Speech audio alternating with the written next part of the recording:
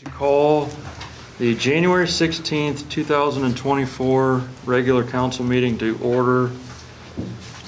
Please, at 7 p.m., please stand and join me in the Pledge of Allegiance. I pledge allegiance to the flag of the United States of America and to the republic for which it stands, one nation under God, indivisible, with liberty and justice for all. Roll call. Myers. Here. Deshawn. Here. Shireman. Here. Moritz. Here. Sherrick. Here. Hickman. Here. And me. Here. Minutes from the January 2nd, 2024 regular signed die council meeting. I need a motion So moved. to accept them. All in favor say aye. Aye. All opposed. Granting permission for visitors to speak. We had two reach out to us prior to get on the list to speak at a 5-minute length. So Mr. White, you are first. Thank you, Mr. President. Tonight I'd like to speak to Greg White, 1125 Hillcrest Drive. Tonight I'd like to speak to council about the ordinance 532023. It seems that the law director wants to change this ordinance to fit his needs and not the property owners and their rights. As a resident, property owner, and a person that lives within the city of Bucyrus, I would like to ask for a no vote on the third reading of this ordinance. And these are the reasons why. First, the Constitution states we the people and not we the government. The 14th Amendment of our Constitution is the due process of laws. When this council voted on this ordinance early this month, many of you didn't understand this ordinance at all, only that the law director wanted it be easy to take repeat offenders to court without following process already in place. Why hasn't the 2012 International Property Maintenance Code been changed to reflect this? Because of the 14th Amendment. Even at Thursday night's committee meetings, some of you had questions about this. Why hasn't the law director provided any documentation on what repeat violations that have been a problem? How many occurred in 2023? How many occurred in 2022? All we have is the law director's word on this matter and no proof of this information. It's he said, she said. That will never hold up in a court of law. Why is it listed in Section C of the ordinance? Does the law director want to circumvent this code? Why not place it after the violations penalty and the general penalty clauses? Why weren't there no public forum meetings on this ordinance? People should have been heard on this issue. Why is the law director going after property owners, the renters, and not the tenants? Don't property owners, landlords, and tenants all have rights under the law? Sometimes tenants have more rights than anyone else. The law director has failed to even state the Ohio Revised Code section 5321, which I have gave you some copies of different sections. Some of the language states the following. Under 5321.01, a tenant means a person entitled under the rental agreement to use and occupy of a residential premises to exclude the others. Basically, the ordinance says a person, firm, or company. Okay. Under 5321.05, a tenant who is a party to a rental agreement shall do the following. Keep the part of the premise that he occupies and uses safe and sanitary means. Dispose of all rubbish and garbage and other waste in a clean, safe, and sanitary manner. This one I found really interesting. Number 5 in that section.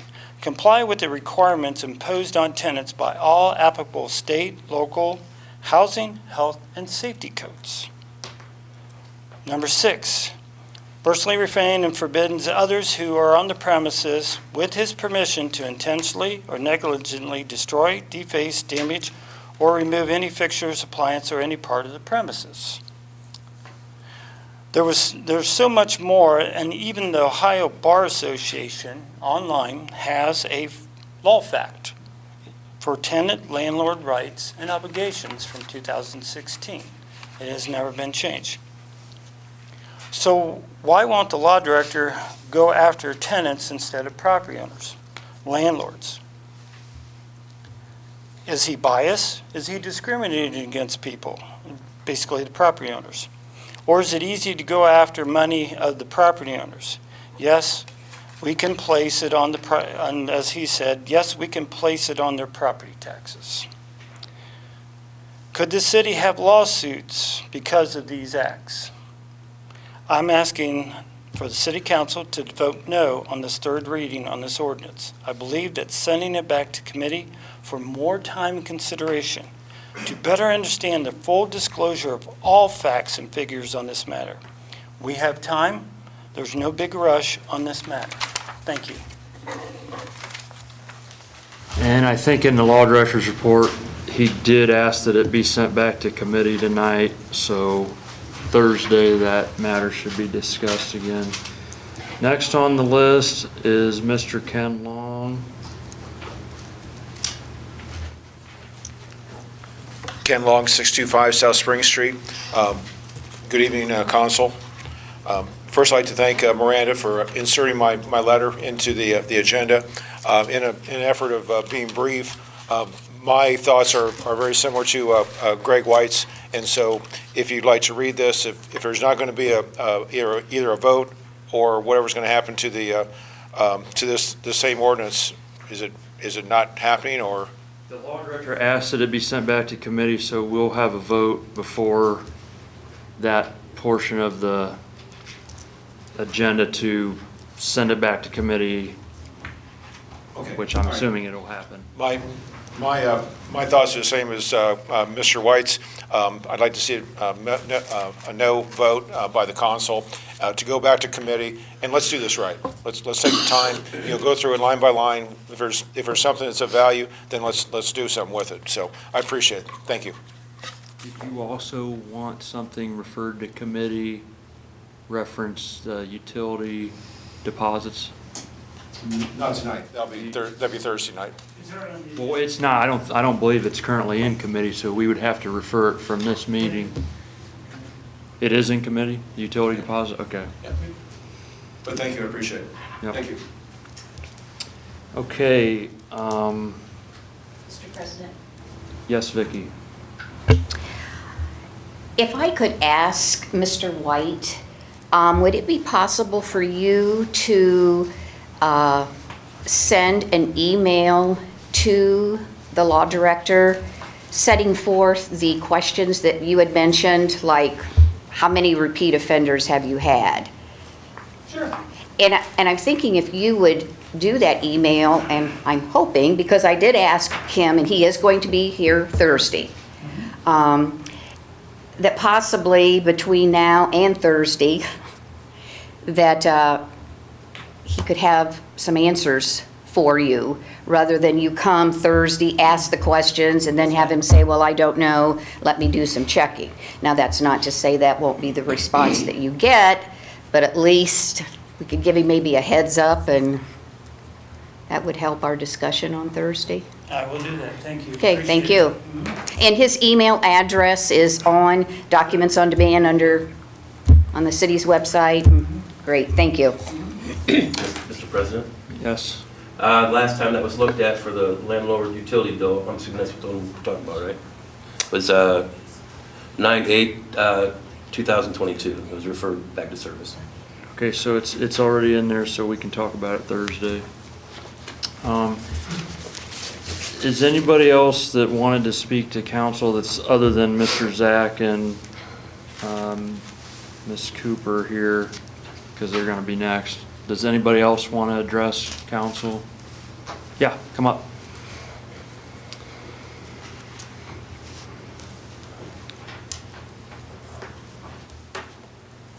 Please state your name and address. Walter Hill Jr., 99 Waterford. I'm here today to see if council will change the thing on how much of an insurance policy that they carry, because I've contacted several companies. None of them's got a market for taxis. I contacted one out of state that does have a market, but quote that council was asking, I am on a budget and I can't afford no $100 million policy. The place that I'm talking to said it would run me about $500-600 every 6 months, and I just can't afford that.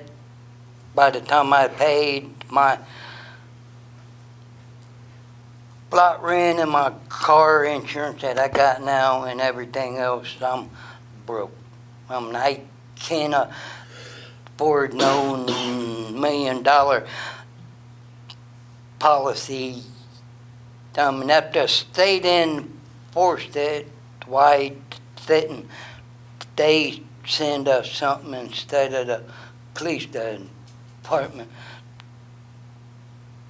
sending us something?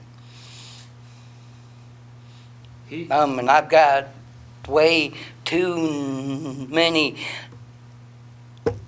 people that depends on my services, especially the police department.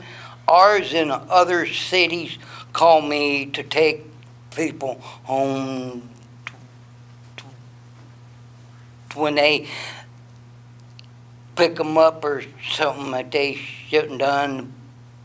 But our police department calls me pretty regular to have me take people to homeless shelters, and I do it because they call and ask for my services. And I just can't afford that much of an insurance policy, not on a budget. He spoke with me out in the hallway about what he's referring to as the $1 million insurance requirement that the city has on an ordinance for taxi cabs. So I guess if council would want to address that, it would have to be referred to health and safety to look at it with, yes, Mr. Myers. I was just going to say, as being a part of that committee that went through that legislation and also working in that industry, $1 million is actually at the very low end of what it should be for a commercial policy. At the time we discussed it, I would have been more in favor of a $2 or a $5 million policy. So just to make that point very clear, that is at the low end. And then you're talking about $100 a month, and if you weren't going to have a insurance policy, how do you plan to cover any accidents you might have while you're in business to protect, the rest of the citizens that would be involved in an accident with you? Now, the insurance that I got now on that covers that. I've got 25 and 50, and that covers them in anything. Yeah, that's state minimum coverage, which doesn't even cover the cost of most vehicles on the road today. So that's why that number is where it's at. Okay, you're the insurance expert. I know nothing as far as, if you have an insurance policy for your own self, does that cover you for if you go out and pick people up? No, personal auto policy will not cover you as a taxi. You have to have a commercial policy, which is what that legislation states that you have to have. Okay, so, Mr. Me. I got a question for you. Wouldn't an umbrella policy? As long as your total number is a commercial policy and your total number's $1 million. So yeah, I have some customers that have requirement, but like the USDA, they have to have a $5 million policy. So we have $1 million with a $4 million umbrella. So yeah, you can use an umbrella as long as your total number equals, And that's not any cheaper than that's more. more? Yeah. So if it was to be referred to committee, it would be health and safety, and we would need a first and second to refer it to committee if that's what you want to do. I have a question. Would you need personal insurance and if you're using it for? Okay, so he only needs to have one policy, which would be the commercial one. Correct. Wouldn't have to have the personal insurance policy as well. Because you said you're paying your insurance now, Yeah. so. I'm not paying that much on what I got now. But if I have to do this, that's going to put me out of business because I'm not gonna fix some income by the time I pay everything else. I'm lucky to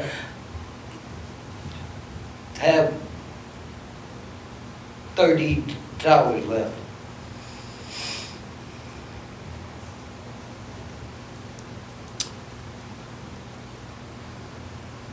Well, we thank you for coming to council and speaking on this matter, and unless I hear a motion and a second to refer it, we're going to move on to the next item on the agenda.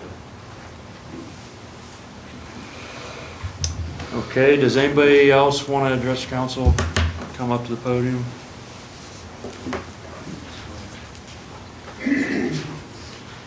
I'm Major Tom Grace with the Salvation Army of now Crawford County, not Bucyrus, but Crawford County.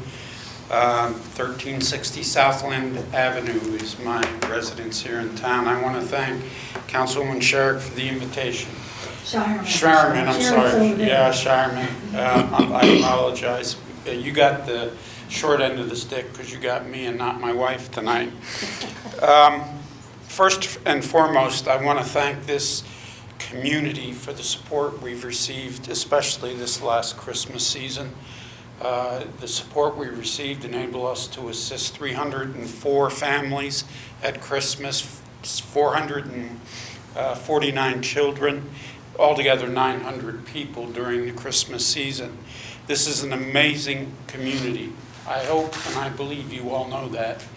I was counting up how many places I've lived in my lifetime, and I stopped at 16. This is an amazing community, and the support we receive not only at Christmas, throughout the year. The second thing I want to inform you of officially, so that there isn't a lot of conversation around the corner, I want to give you the facts.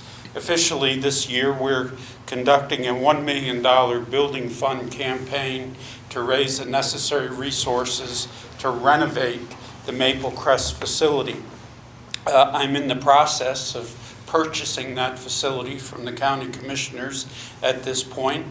It won't take much of our building fund campaign to do that because the cost is $1. But that being said, it's come out of the opioid funds that are being received because of the lawsuits. And I want to make that clear as well. The county commissioners are using new resources from the opioid issue to purchase the facility and have purchased the facility. Gotten a lot of questions lately about what we do, and very quickly I want to let you know what we do and what we will be doing as a result of purchasing the Maple Crest facility. Currently, our requests for services from 22 to the end of 23 are up 37%. There is a food insecurity issue in our county. And one of the numbers that is alarming is that that issue is climbing among seniors. We started a program, it was started before my wife and I got here, through the food bank to provide monthly service boxes, food boxes to seniors. When we arrived here, that number was 20 or 21 that were going out monthly. At this point in time, it's well over 60 seniors in our community that are depending on those boxes once a month. I would also say to you, it's probably much greater than that, because I believe there's a pride factor there in many of our seniors who do not want to ask for help. So we continue with our food pantry. It is ever growing. When we move into the Maple Crest facility, that'll take on a totally different format. It will be what we call a shop pantry, so that the clients who come in will be escorted through the pantry with a volunteer, and they can pick what they will be using instead of us boxing it up and once in a while finding the food that they don't want to use in our parking lot. So we will be moving to that as well. In the essence of time, very quickly, let me just reiterate that our requests for services continue to climb. On an average day, I try and stay away from our social work staff because I get on their nerves. But every once in a while, I sneak into the office and look at their calendar for the day. It is not out of normal to have 19 to 21 clients a day. Now, what you need to know is we have a staff of 2 people to make that happen on a daily basis. We have an incredible women's auxiliary that was chartered this year, has 50-plus members, and they take care of the pantry, and that's how we can accomplish those numbers in a day. Very quickly, in our new facility, it will not just be the Salvation Army, it will be the Adam H. Board who will be residing in our facility, as well as LifeWise. Vita Tax is now getting prepared to launch their services for this year. Our goal for the Maple Crest facility, to the best of our ability with the limited size, is to make it a community facility or a one-stop shop to the best of our ability. In addition to that, as soon as we find staff, if anybody knows an educator that's looking for a full-time great position as director, we're opening an after-school education program specializing in 3rd and 4th graders in partnership with the Bucyrus City Schools to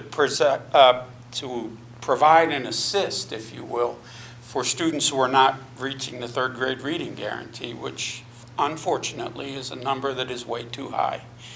So we are looking for a director of that program.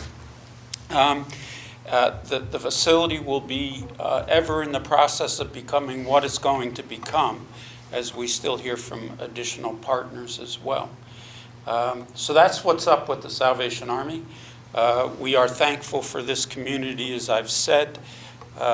One of the questions that I hear on a regular basis, and I'll close with this, is the Salvation Army duplicating service with other organizations? This is not a flip answer, this is a true answer. We've been doing what we've been doing in this community since 1889. So I think if there's a concern about duplication of services, we're probably not the duplicator. But reality is this, that it takes every organization in this town, every single one, to support those in our community who have needs. We are thankful for our partnerships. We're looking for more. I said it was the last thing. Just let me say one more thing. We have been blessed to be chosen for a national program, little old Bucyrus, Ohio, a national Salvation Army program called the Pathway of Hope. It is an intensive case management program where individuals have to commit to our case management services for up to 18 months. Once a month, maybe once a week, depending on the situation. Why? Because we will then work with other organizations to bring services together that will ultimately, we hope, lead families to permanency and to self-sufficiency. It's worked in other places, and this is a town where it's ideal to work. So that's what's up with the Salvation Army. I'm glad to take any questions. If not, thank you. Thank you. Thank you. Okay, next, is there anybody else wants to address council? I think Ray, did you? Okay, Mr. Zach with the partnership.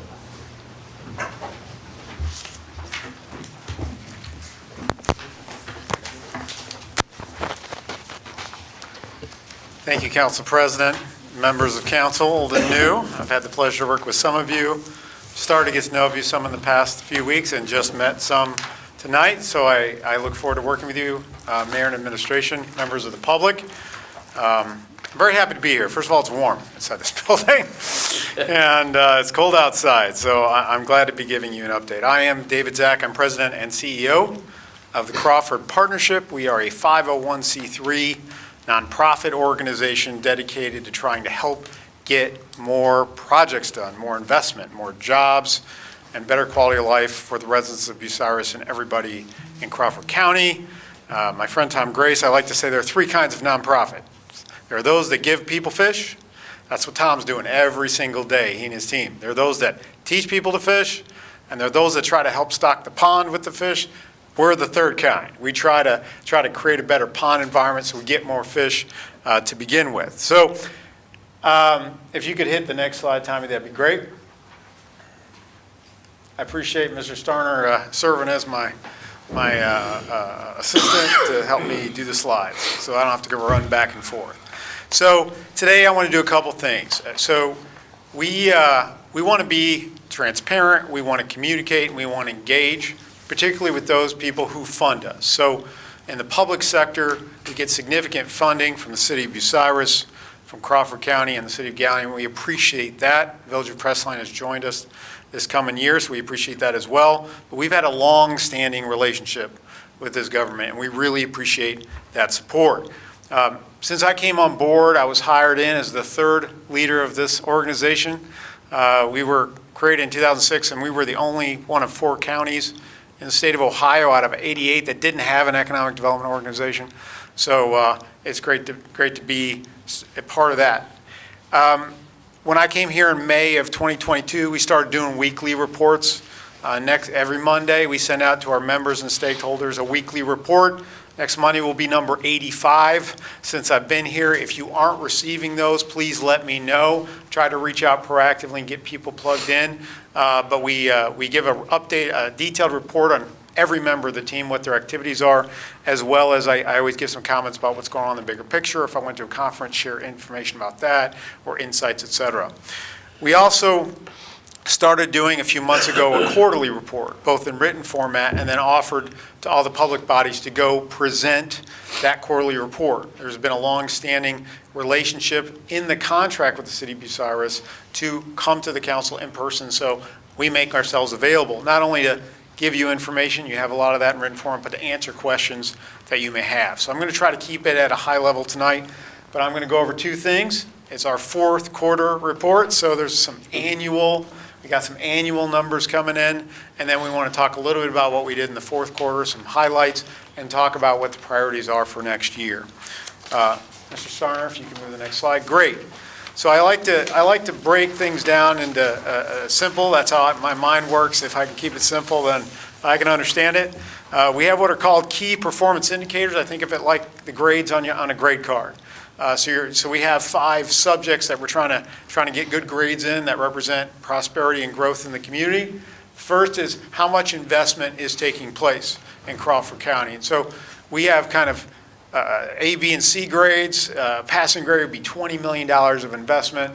40 million would be a B, and if you get 60 million countywide, that's an A. We tracked 65 million.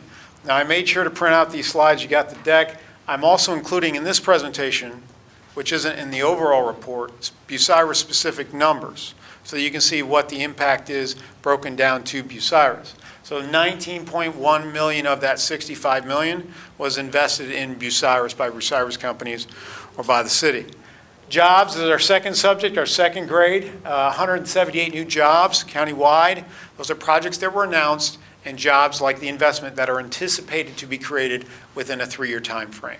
So it's really, we count a project in a calendar year when it's announced or goes public or a decision is made, and then what that project intends to create, 178 new jobs, almost 100 in Bucyrus. Third key performance indicator is local tax revenue. So this is something we didn't have in the first quarterly report. We've been building a calculating machine to be able to do that. We look at municipal income tax. We look at county sales tax. We look at property tax generated off new construction. We know it's not perfect. It's potential income. We don't take into account, for example, reciprocity agreements. We don't take into account, for example, how many of the folks are going to live in Bucyrus and maybe already have a position, and they shift over and someone shifts there. So it's kind of a potential, and so that's what we're measuring. So 4.3 million is the countywide, 2.2 million in Bucyrus. This is over a 10-year projected period. So we only count the project once. So what we do is we project, okay, if you got so many jobs, what are they making? What's the 2% municipal income tax? And then how does that project out 10 years? That's where these numbers are coming from. So of that 4.3 million, 2.2 in all of the local, that's county sales tax, that's property tax, municipal income tax, and then about 714,000 in municipal income tax from the projects announced in 2023 over the next 10 years for the city. Again, with those caveats that I've talked about before.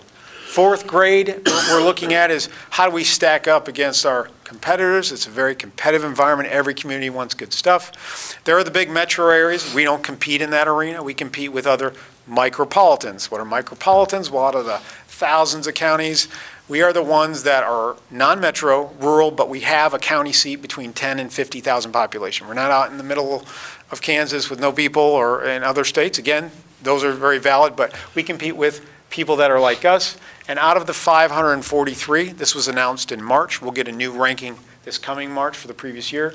But we had number 22 in the country out of the 543. So that's top 4%. And A for us is top 5%. If we get nationally ranked in the top 100, that's a passing grade for us. So very good year. The last thing you see over there, our fifth grade and last of the major grades is how do the people that fund us and support us, both on the private and the public side, as well as key stakeholders, rate how we're doing.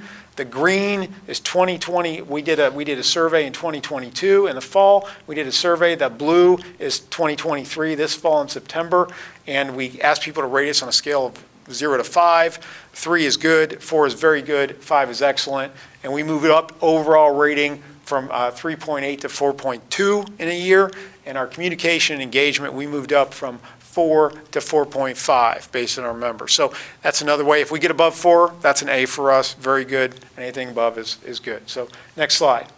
Okay, so every year we pick a theme on what we're going to work on to get better. So it's not that working on all the projects and all the stuff we do. What's the one thing we can do in the year to strengthen our ability to do everything we do better? And that was for 2023, build the team. So the year I came in was quite a tumultuous year. You had Gary leave in January. We had our workforce development person, Sherry Tinchgrader, leave in March. I came in May. Aaron Stein left in the fall, in December, officially. And then Angela Neff, who was the county workforce person, also retired. So that's like a lot of losses. So what we've done, we've had a really, really good year. Sarah Hurley, who is providing project support, has moved into a full-time economic development role. And recently, the first slide, don't go back, was her presenting. We're doing so well in the business retention and expansion, like reaching out to businesses. We rank number 2 in the whole region. She's presenting to other economic developers in her first full year on how to do it. She's almost got her certification, and she also manages our media, and she ran CU Lead, took that over, that leadership program we run for the county. We run that, and she took that over, did a fantastic job. Nancy Clutter, who was working 2 days a week when I came in, as an administrative assistant, is doing an amazing job running our day-to-day finances. She's full-time. Jill Gannon, the bottom right. So Jill is with the Ohio Department of Job and Family Services. It's a good example of how we work innovatively. Basically, we made her an adopted member of the team. She provides training and resources to companies. She helps them also recruit. She's involved with helping get resources to businesses. She's in our team meetings, and she's not officially part. We don't write her salary or her check, but it's a great partnership with JFS. We also work locally with JFS, but Jill is with us. And when we send out our weekly reports, you'll see what Jill is up to. That's the kind of partnership we got. And the upper right, something we're very proud of in 2023, we got the funding from outside our organization to fund a full-time, dedicated workforce development person for Crawford County. And we've never had that before. Sherry Tinchgrader was a grant funded, so she was doing that kind of thing, but it was a grant that was going to expire. This is federal money flowing through the state, going to the Richland County, Crawford County Development Board. We now take money to fund Lisa full-time to work just in Crawford County. So we built a team. I'm getting older, gray hair. Together, we have more than 105 years' experience. So we got some experience on our belt. Lisa's a 30-year veteran of manufacturing and IT, so we're pretty happy. Next slide. Okay, so these primary metrics, these are things like your homework and your tests that you take in class. If the other ones were like your grades for the subjects, these are just some highlights. Again, the quarterly report has a lot of details. Just going to go through these very quickly. We are trying to build our database of assistance programs both to businesses and to governments. We got 104 in our database right now, and we're building it. That is a B for us. We wanted 125 by the end of the year. We got to 100, and so we were happy. It's good. And then in terms of how many of those programs did we bring to Bucyrus companies, we brought $1.9 million to 4 companies. One of those, or a couple of those aren't announced yet or decided yet, but we brought the incentive packages. One that was announced, a small one, was a $50,000 grant to Ganymede Technologies over in Southern Light Shopping Center that they had never heard about, that we added real value so they could expand and grow. 191 stories. So we believe it's very important to share all the good things that are going on. Why? Because people want to live in communities, and businesses want to invest in the communities, and businesses want to locate in communities where they're going in a positive direction, where other businesses are investing, where good things are happening. And so we wrote 40 press releases last year, generating 191 stories. And 84 of the 191 stories were stories that were generated about Bucyrus projects. For example, the project I just mentioned, Ganymede Technologies, was in not just the Telegraph Forum, but the Mansfield News Journal, Galleon Enquirer, and others. So it gets out a little bit regionally, which is what we're trying to do. CU LEAD program, 13 of the 21 graduates were from Bucyrus. We took over the county's Community Development Block Grant program, and 7 of the 14 projects, we run that for the county. 7 of the 14 eligible projects that the county commissioners considered were from Bucyrus. So we work with nonprofits and the city government to find out what eligible projects were there. And of the 14, there was a list of like 150 projects of things people wanted to do. For that particular grant program, there were 14 eligible. 7 of those were Bucyrus projects. Real estate development. How do we move the needle on getting more industrial speculative buildings, more industrial sites and land available? And we count like how many specific things we do that actually create some progress. So this is going to be a big focus for 2024, but we did recertify the Crossroads Industrial Park as a Site Ohio certified site. It means the state gives it preferential treatment. It means they market it on behalf of Bucyrus and us. So it's like a big good housekeeping seal of approval, no risk. It has all the utilities. It's gone through the due diligence, et cetera. So that was positive for Bucyrus. And then community opportunity. Online workforce development platform. The organization started along with the school districts and others, I wasn't here, to try to connect students with local job opportunities, to try to help build a talent pipeline. We did a deep dive. I talked about Lisa Markham, huge IT background. We looked at this, we looked at other tools, and we just finalized a report. All of the county schools are involved with this tool, including Bucyrus, Winford, and Crawford County. And so we finished it out, and we delivered the first part of this year a recommendation, a 17-page research report on that. We'll probably be sharing that one of the weeks in the weekly report so you kind of see but it did make a big difference. What we do in the future, we'll see, but there are other options out there. Next slide. Okay, press releases. So moving from kind of annual to fourth quarter. So these were the releases we put out for the fourth quarter. The ones in bold are Bucyrus specific. We have the Ganymede Technologies, Eagle Crusher, and Abilities in Action new office. Now, I like to explain that the primary reason we do releases on projects it's a content-based marketing. It gets people excited, get business excited, feeling good about investing, feeling good about living, et cetera. It also, though, the benefit to the businesses, it enhances their reputation as they're trying to attract talent. So it's a whole lot easier to people like, where am I going to go work? Well, this company keeps investing. That may be a good place I want to go. So it helps them with their community relation. It helps them with their workforce development. So it's a secondary benefit. There are some, for example, Horde south of town, CU LEAD graduation, and CU Impact, where nonprofits, there are county-wide ones or larger than just the city of Bucyrus that do positively develop the reputation of the county and by association, City of Bucyrus. Next slide. Okay, so last slide relating to what we worked on in the fourth quarter. You got a lot of detail in your quarterly report. two big areas that I would kind of summarize: a lot in workforce. Not only has Lisa started at the beginning of the third quarter, but really started to pick up steam starting in October, and she's doing a great job. We did that evaluation community opportunity. We started planning for teacher manufacturing boot camp. Lisa's going to be running, that's going to be in June. We're going to run that for the county. That's where we bring teachers into manufacturing to kind of show them it's not a dirty, but it's high tech, it's advanced, it's great paying jobs, and there's a future there. And if teachers see it, that has a positive impact on the students that are in their class.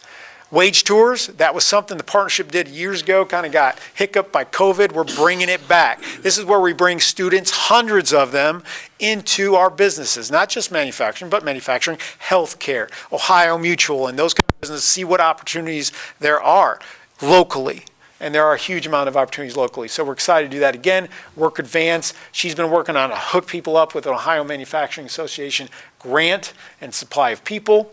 We've been helping support the Business Advisory Council, so every school district has to have a Business Advisory Council, which is an official body that files a plan with the state to show that they are working with business together. We host that, and Lisa is going to become the chair for next year of that. Todd Martin, with Colonel Crawford, now going to North Central Iowa ESC, has been, and it switches from education to business, and we're going to kind of represent the next year moving forward with that. And then Area 10 Richland Crawford Board, we're very much attending. I'm on the executive committee. We didn't have really Crawford County as strong a seat at the table as we do now. We got Timken to be on that board, because they didn't have enough representation from our company. So Timken is now a representative of that board.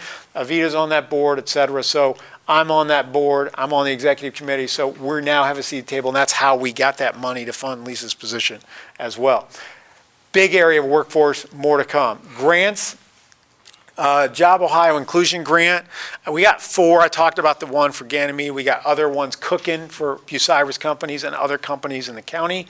We submitted in the fourth quarter a $1.5 million EPA Brownfield Assessment Grant for Bucyrus and Crestline and New Washington in the county.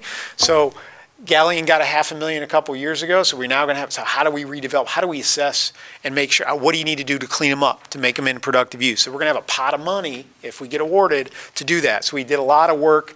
I did a lot of work to submit that grant. State capital budget, we submitted 11 projects to Representative McLean by December 29th. It was a happy holiday because we're trying to give Santa Claus the list, right, to get the money. What they're doing over at Maple Crest is one of those projects. There's several projects. We worked with the Bucyrus Y to expand childcare and to increase a walking path. We worked with the City of Bucyrus on All Miller Park. Can we get a walking path, get some funding for that? The Bicentennial Park and other projects that are important. So we submitted that. All the Bucyrus projects in our list, we got 11 that the representative recommended, 10 of those, and all of the ones from Bucyrus got recommended. So we're excited about that. Jobs Ohio Vibrancy, we applied, and we'll hear about developing in the county a new entrepreneurship center, which we think will be very exciting. And then Community Development Block Grant, already talked about that. Okay, last slide, I think, besides my contact information. Okay, so the last thing I want to do is show, like, what does it look like? Well, 2 slides. Moving into 2024, we track all of our projects. These are active projects. So we have 189 active projects. I will tell you that, like, 35 of them, we don't know what the status is because we haven't heard. So we check as we get to the first of the year, we check with those. But we wanted to provide you a sense of where those projects are located. Now, 37 projects are projects where it hasn't been determined. They might be a Jobs Ohio lead looking statewide. So all those numbers aren't going to add up to 189 because it doesn't have the to be determined in there. But of those where we know a location, 38% of all the projects that we have in our pipeline right now are in the city of Bucyrus. So you're the biggest chunk by far. And 70% of our projects right now are economic development projects. In addition, if you look at a breakout of which you have in the quarterly report, if you look at a breakout of sector, it's pretty diverse, with manufacturing, though, kind of standing out with about 30% of all the projects. Okay, last slide. What are our priorities looking ahead? Last Monday, we sent out what our 2024 scope of work is. What are our priorities? Again, last slide. Thank you for your patience. Number 1, focus on existing businesses. Reach out to those existing businesses. We need to keep doing that.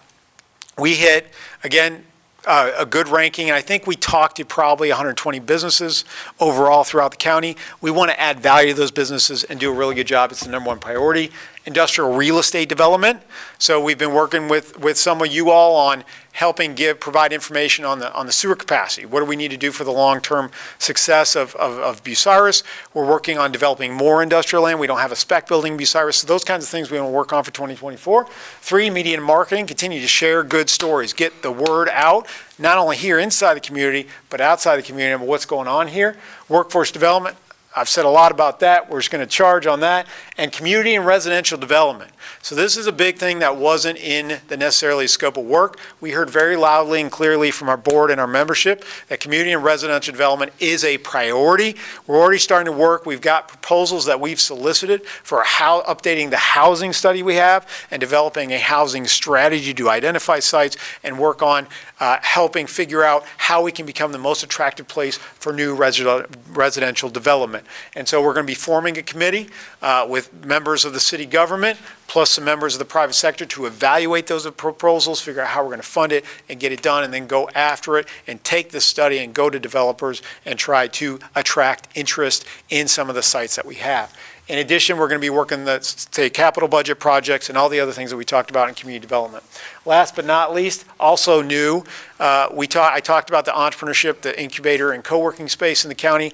We also launched the Crawford Business Exchange, which is helping people that want to get out or retire sell their businesses. And we hope that it will be the first class launched in the fall for high school entrepreneurs through the Creating Entrepreneurial Opportunities, or CEO program, on which I serve on that board, and we are the fiscal administrator for that. That would involve all the school districts here in the city of Bucyrus and throughout the county. And with that, I am done, and we'll take a breath and answer any, and you have my thanks for listening to all that and taking all the information, but I certainly want to answer any questions you have right now. My cell phone is on there. Text me, call me anytime after, but if there are questions right now. Not so much a question, but a statement, mainly for the public to understand, is you mentioned $714,000 in projected income tax over the next 10 years, average out to $71.4 thousand per year. Questions have been raised in the past of, our contribution to you is at $50,000 a year. There's your return on the investment. I think that needs to be stated. Thank you. Thank you, Councilman Myers.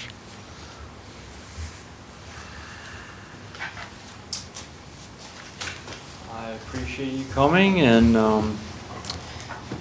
if any of the council members have any follow-up with questions for Mr. Zach, he's very available. He likes to go to lunch in town. Grab coffee at the Pelican anytime. Yeah, absolutely. Preference to restaurant? He really likes coffee at the Pelican. Yeah. I do. I got to admit. And they really like him there. Yeah, they do. They make fun of me. That's how I know. That's how I know they like me there. All right, thank you, Mr. Zach. Okay, thank you, everyone. Next up is Jessica Cooper with the Bucyrus Chronic Absenteeism. It's a mouthful. Yeah. Say that 5 times. Thank you, Mr. President, thank you, Council, for meeting with me today and for the invitation. Again, my name is Jessica Cooper. I accepted the position at Bucyrus City Schools as the Chronic Absenteeism Coordinator for the secondary 9 through 12 grades. In response to the COVID-19 pandemic, Bucyrus City Schools was looking deeper into their absenteeism rates.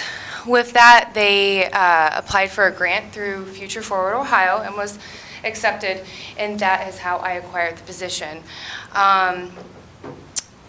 This is occurring through our nation. The big responses from the deeper aspect of the impact that it's created on our students after the pandemic. I'm dealing with families that have lost jobs, they've lost family members. Students are taking over that position of accepting a family member, such as a parent role, and taking on care of younger siblings. But it also goes into deeper from what I've, I've found, meeting with some of these students.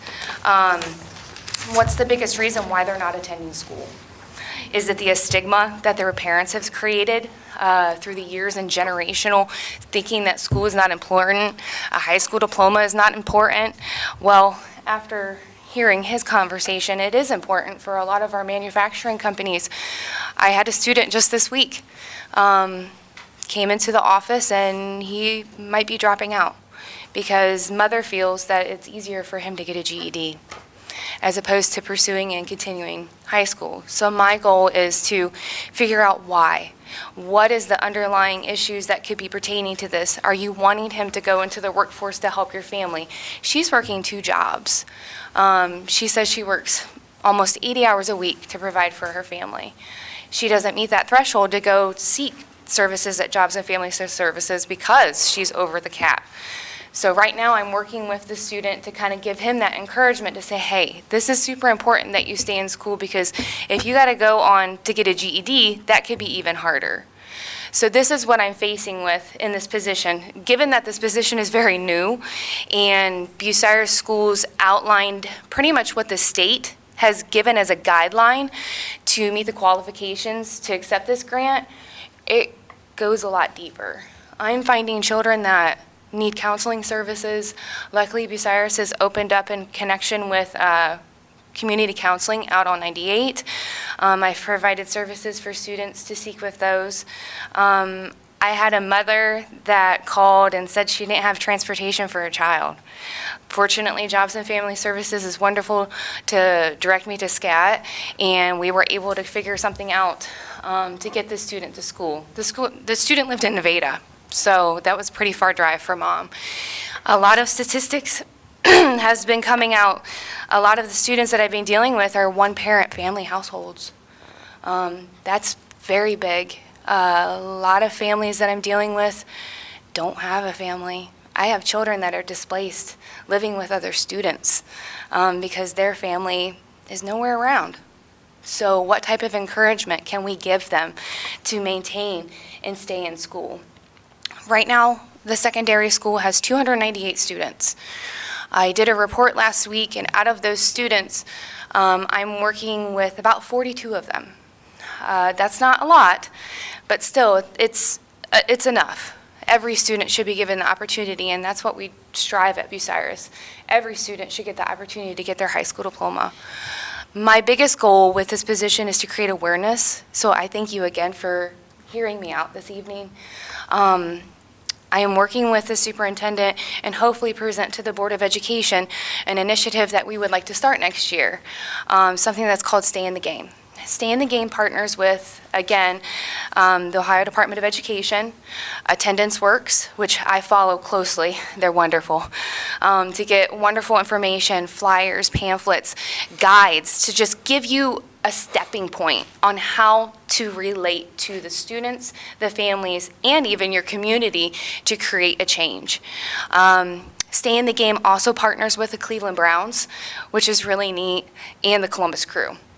They use those platforms to hopefully drive the students to feel, hey, they're important. The Cleveland Browns is affecting me. Like, hey, I love this player. Amari Cooper? Yeah. I would love to have Amari Cooper say something over and say, hey, Bucyrus City Schools, good job on your attendance this week. Let's keep up the work. It's initiatives like that is what helps students get drives.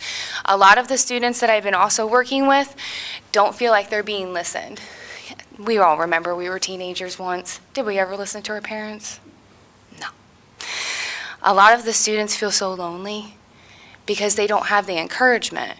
Mom and dads might say, oh, you have to be at school, you have to be at school, get up, go to school, get up to school. But there isn't really the issues that are underneath. They don't know why they don't want to attend school. A lot of it could be the motivation. A lot of it could be issues dealing with bullying. I had one student didn't want to come to school because he didn't have clean clothes. So, and mother was gone. She was hospitalized. Brother works full-time at a position here in Bucyrus, and he's doing the best he can to take care of his younger brother. He didn't want to come to school because he had dirty clothes. For our community, we got to do better for our students. These are the people that are going to be feeding you one day, maybe. I appreciate everybody taking the time and listening to me this evening. My goal with this also position is to work closely with families, which I have. I've done some home visits to just tell them that I'm interested. I went to someone's home and dropped off some coloring pens because he's an amazing drawer.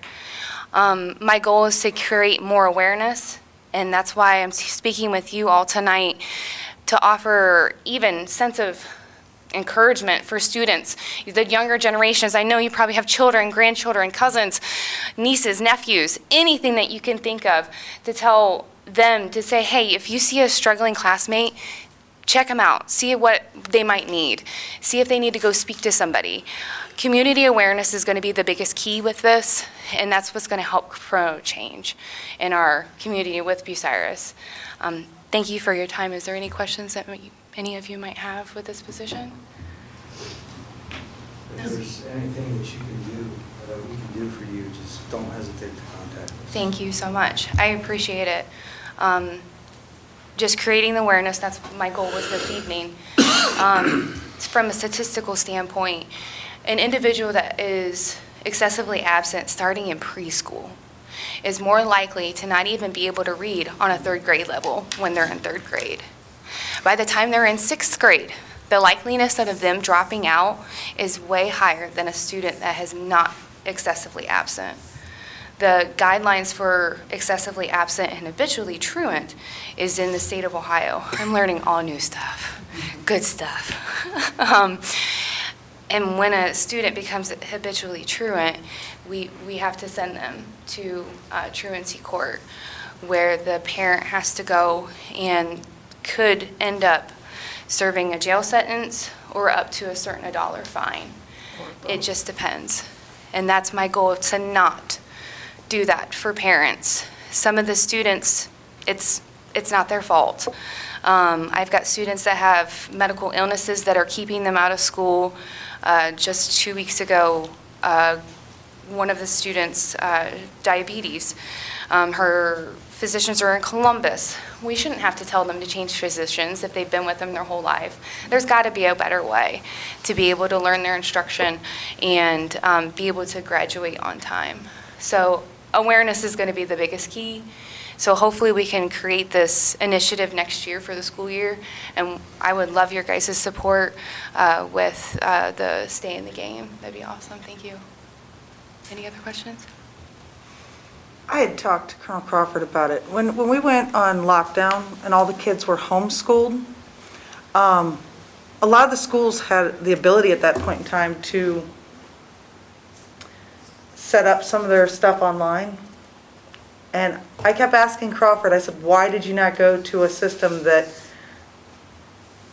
was hybrid? If you know a kid's sick, why do they not have these online resources where they can go in online? They said, well, it's a pain in our butt. I asked that same question to our vice principal. I said, why aren't we doing something hybrid?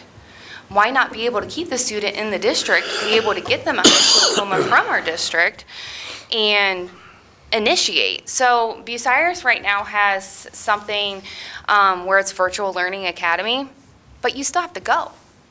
Yeah. You still got to go, sit down, and do whatever you need. There's no instruction on hand-holding and saying, okay, this is what I'm teaching you today. This is how we're going to learn this geometry. No, it's you learning it on your own. From what I'm understanding, to be able to be a hybrid school, almost like just a college. When I worked at Pioneer, okay, we had to go hybrid. I worked in adult education. We were granted hybrid through our accreditation through COE because of the pandemic. And that's how these schools were granted that hybrid. Because even after we went back, they still did the hybrid. Because if you were in quarantine for 14 days, you still had to do instruction, so the state of Ohio granted it. From what I'm finding out, it's a lot of hoops. Red tape. To be able to, yeah. But so many of them were so into, I don't want to do this anymore, that they didn't fight. I mean, they didn't fight. It was, no, I'm done with it. Yeah. And unfortunately, that hurts our kids. It does. I've been watching it in every school. And it's even worse because we know there's going to be more illnesses where kids are out for 14 days. We've got how many of them that have long-lasting effects. These are the things that we need to work with the schools. They need to go to the state. I don't want to hear, oh, that puts stress on the teacher. taping this once and only having to change it. You just put on your progress book, look, this is what we're going over today, I want you to check on these, and you have to take this Quizlet type thing and email it in. Yes, I understand you're sick today and you don't feel good, but you have this many days to do it. As long as you go in and do all that, you should get credit for having been there that day. Well, another thing too, The kids want it. They do. And there was an article called On the 74 where this gentleman looked deeper into why kids aren't coming to school. Is because pretty much exactly what you said. They were able to be home in their PJs and do whatever they want. If they wanted to open up their laptop, do their schoolwork, easy peasy. They could get everything done that they needed to. I remember being in psychology and the professor unleashing the whole course. I got it done in 4 days because I knew I had a huge project for another course. So hybrid learning is something that I think it does need to be proposed more into school districts to keep the students in. But then you're going to run into a whole other can of worms. Well, you put in rules. You say if you're doing hybrid learning, there's a reason. We have to have a note. Yeah. We have to have specific reasoning. I don't want to hear it was a personal issue day. I want you to tell me exactly what that issue was, because it might be something we have to work out at the school. It might, your name doesn't have to be thrown into it. It might just be, hey, maybe we need to reschedule your classes and change your stuff around. Others, it's sickness. Others, it's knowing somebody else in the school is sick and refuses to stay home because they don't want to lose that perfect attendance, so they're making everybody else around them sick. Well, another thing too, Crawford offers an initiative, I don't know, from even when I graduated Crawford, if you had perfect attendance in your 9 weeks, you were able to be exempt from an exam. Yeah. I tell you what, geometry was not friendly to me. I exempted myself as much as I could. Bucyrus does not have any initiatives. Yeah. They don't have initiatives for They used to. Yeah, they did. They used to have some really good initiatives. Well, I'm informed that they don't have exams. So it's more of a testing, quiz type of learning. And my boss is the director of curriculum, and he's been doing a lot more and working with the curriculum for Bucyrus schools to be able to come up with more stuff to make students more interested. I totally, wholeheartedly agree with you. I think hybrid learning needs to become a thing. I've got more students leaving out of the district to go just online school, to run away from truancy. Well, you should go to the school board meeting, Aaron. Let's do it. I've already been in the office. I've tried the bus for Bucyrus City Schools. I've already been there. But I have asked that question. That was the first thing. And when I was younger, one of the things was they had older kids go in and read with the younger kids. The younger kids get out of school later. They would let kids that had signed up for this program go over to the elementary school and leave school like 10, 15 minutes early, because that gave them enough time to go over and read books with the little kids, have the little kids read to them. I was in that mentoring program for, 6, 7 years of my life. But that's another one of those things. It helps the kids that are in high school, and it helps the kids that are younger. But we don't have things like that anymore. It's because it's so rigorous. Schedules now are so rigorous. We have to stay on this certain track and dare not veer off it. I think a lot of changes are going to come in the next coming years in school systems. The biggest goal, like I said, is to try to get the students there and to not have them go face court and have parents in court, because we don't want that pathway. We don't want that directive for, that family, then their younger siblings. And it's going down generational is what I'm finding. I got siblings that are out in pairs. I would like to thank you for coming and sharing that with us. Thank you. I did not know that stuff. It's a lot. And this is in our community. Some of the things that I'm dealing with is, it's sad. Well, you're welcome to come back and keep us informed. I would, yes. I would love that very much so. Thank you. Is there any other questions? Thank you. Thank you for coming. I think the community needed to hear a lot of that stuff, because it is a problem that I don't think a lot of people are fully aware of. And I anticipate you probably will be back in the future. I will. Hopefully with better change. Thank you so much for your time. Thank Have a good you. evening. Thank you. Right. Okay, we had a communication and petition. The annual utilities office report is in here. That was sent to us. Standing committee reports. Plating, Mr. Me. Should we read this? Oh, you want to read over the whole utility department report? Well, it was just that they introduced different ways to pay. I didn't know if everybody knew those other ways to pay. Keep going right after Yeah, There's a letter in there dated January 8th, if you want me to read it. yeah, go ahead and read that letter. Sorry. The Bucyrus Utilities Department submitted their annual report. In that report, they submitted a letter to us. It says, "Dear Mayor Truka, SSD Starner, and City Council, the City of Bucyrus Utility Department is pleased to submit our 2023 annual report for your review. Enclosed, you will find a breakdown of our cash and online receipts, plus our top 10 users for 2023. We had Mike Kalp leave the utility department in June with me taking over his position. I'm still learning as we go. I ask that you be patient with me, please. Landon Hill moved to the drive-up window, and we hired Gary Morrow in September as a clerk. He is fitting in well and catching on fast. We introduced Invoice Cloud to the public in March, allowing our customers to make payments through PayPal, Venmo, and Google Pay, and Apple Pay, and our automated phone pay. There was a 3% sewer increase in August. We are also continuing adding new taps and services on Stetzer Road, State Route 4, and Sulphur Springs. I also did 958 final bills in 2023, with October being our highest, with 108 finals. If you have any questions, please feel free to contact me. Respectfully submitted, Cheyenne Schnabel, Utility Billing Supervisor." Okay, I'd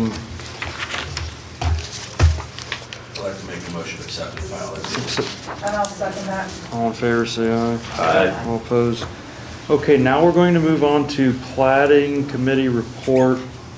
Mr. Mead, Nothing at this time. nothing new at this time. Public lands and buildings, Ms. Sherrick. We did have a meeting about the pines, and we'll be hearing about that on Thursday.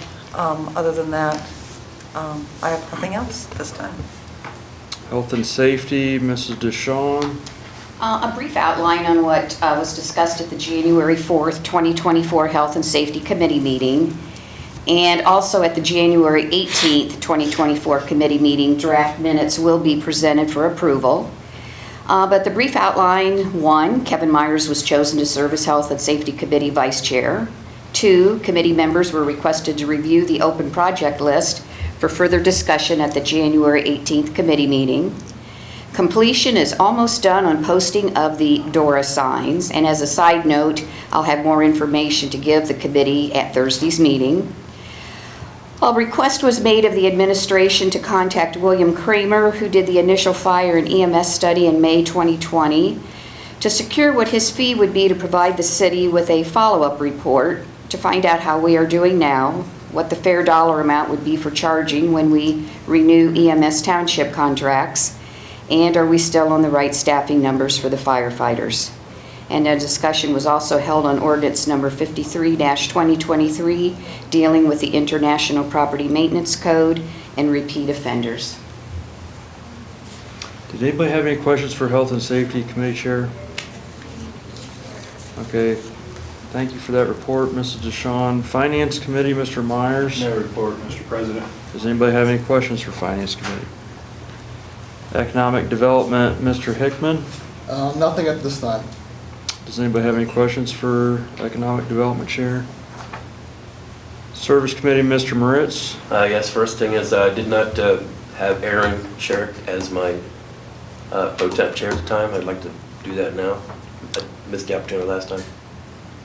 Okay. Actually, I think you just had to tell Miranda said to that her, last but I meeting. thought we had So, to yeah, do it. I don't think, it was just done. You just- Well, I know, we don't I know. even have to change the You don't have signs. to change the already. signs, no, but I thought we had to make it official. Did anybody have any questions for Service not- Committee Chair? Not Oh, done yet. yeah. Not done yet. I'd like to defer to committee dumpster rates to be looked at. You'd like to have a motion made to talk about, or is it still in the open projects? Still new open project. Oh, well then, yeah. Is dumpster rates in there? No. I didn't think they were. No, it's not yet. No, you're right, it's not. Okay, well then I'll make it, if he's making a motion to have that referred to as, I will make a second on that one. All in favor? Aye. All opposed? Anybody have any questions for Service Committee Chair? Moving on, Traffic Commission, Mr. Truka, did, No report, we haven't met yet. okay. Need a motion to accept all the committee reports collectively? So, second. All in favor, say aye. Aye. All opposed? Report of city officers, Mr. Truka. Thank you, Mr. President. Dylan Wyatt from McKeever and Associates, Service Safety Director Tommy Starner, and myself met with Ray Thidoff this past week to discuss the future development of the Pines Reservoir. I would like to refer the creation of a subcommittee to the Public Lands and Buildings Committee to establish a Bucyrus walking trails. We would suggest that Ray Thidoff to be the chairperson of this committee. Thank you to Ray Thidoff for this continued dedication to the city of Bucyrus to ensure we have a positive outcome for the Pines Reservoir. I met with Cindy Edwards and Barb McCullough from Crawford County Land Bank. They explained that the largest municipality in Crawford County is Bucyrus, and the Bucyrus mayor is one of the 7 members of the board. The next scheduled land bank board meeting is January 24th, 2024 at 3 p.m. on the 3rd floor of the Crawford County Commissioner's office and is open to the public. I would like to refer to the Platting Committee input on houses that are in need of being torn down in Bucyrus. I am referring to the Public Lands and Buildings Committee to consider relocating the lactation room from the back room in the council chambers to the room located on the 1st floor directly across from the police department for security purposes. The mayor of Bucyrus has 2 appointments that serve 2-year terms on the Airport Commission. My appointments are Fred Fisher and Howard Logan for 2-year terms beginning retroactive to January 1st, 2024 and ending December 31st, 2025. These appointments do not require legislation or council approval. My appointments for the Tax Incentive Review Council are myself, Mayor Bruce Truka, for a 4-year term beginning retroactive January 1st, 2024 and ending December 31st, 2027, and Zion Hickman, Economic Development Chair, for a 2-year term beginning retroactive January 1st, 2024 and ending December 31st, 2025. These appointments do not require legislation, but do require a voice approval by the council. Thank you to Alan Basinger and Dennis Tyner for their years of service for the city of Bucyrus. My appointment for the Planning Commission is Rick Smith for a 6-year term being retroactive to January 1st, 2024 and ending December 31st, 2029, and Greg White replacing Al Basinger's term being retroactive January 1st, 2024 and ending December 31st, 2026. I would like to also refer to the Service Committee to look over the sewer deposit to see if we need to update this ordinance. I would like to refer the April 8th, 2024 solar eclipse to the Health and Safety Committee, Service Committee, and Finance Committee. I would like to refer the materials bids to the Service Committee. I would like to refer the sewer plant to the Service Committee. What this involves is I would like to have us look at a solar field as a possibility of way of trying to help facilitate for economic development to help fund a sewer plant. And I was encouraged by Dave Zach, and he was going to help go forward with a meeting about this. So that's the end of my report. Okay, first, I just want to get out of the way the appointments for the Tax Incentive Review Council that require a voice approval vote by council. All those in favor of allowing Zion Hickman and, was there another one on here? The Economic Development Chair? Oh, the mayor himself and Zion Hickman. All those in favor of that, say aye. Aye. All opposed? And then the first one here, the Pines Reservoir Formation Subcommittee, Bucyrus Walking Trails. Vicki, is formations of subcommittees also something that has to go through economic development? I don't think it would be a subcommittee if I could. I think it would be an ad hoc committee. And so I think that can come straight from council floor.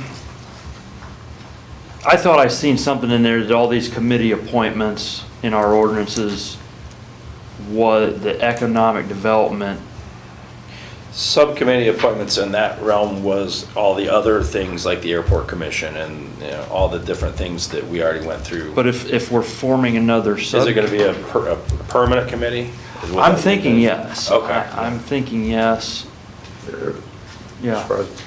I was, Tommy and myself and Dylan and Ray, maybe it could be formed like, kind of like the tree committee, something similar maybe. Well, yeah. And didn't the tree committee, didn't there have to be legislation passed and laid out on how that, because that's like, they made that pretty permanent, how that all was. It wasn't something that can just be disbanded. I would prefer though that instead of us dictating to you, that's why I would like to have it referred to the Public Lands and Buildings. And that would be the chairman to be able to decide and the committee to decide that. Okay. Well, it can be discussed more in that committee. Could we refer it to Public Lands and Building and Economic Development just to be sure that it can be, and then maybe if Mr. Gerner has more opinion of which one would create that way it's able to be discussed Thursday?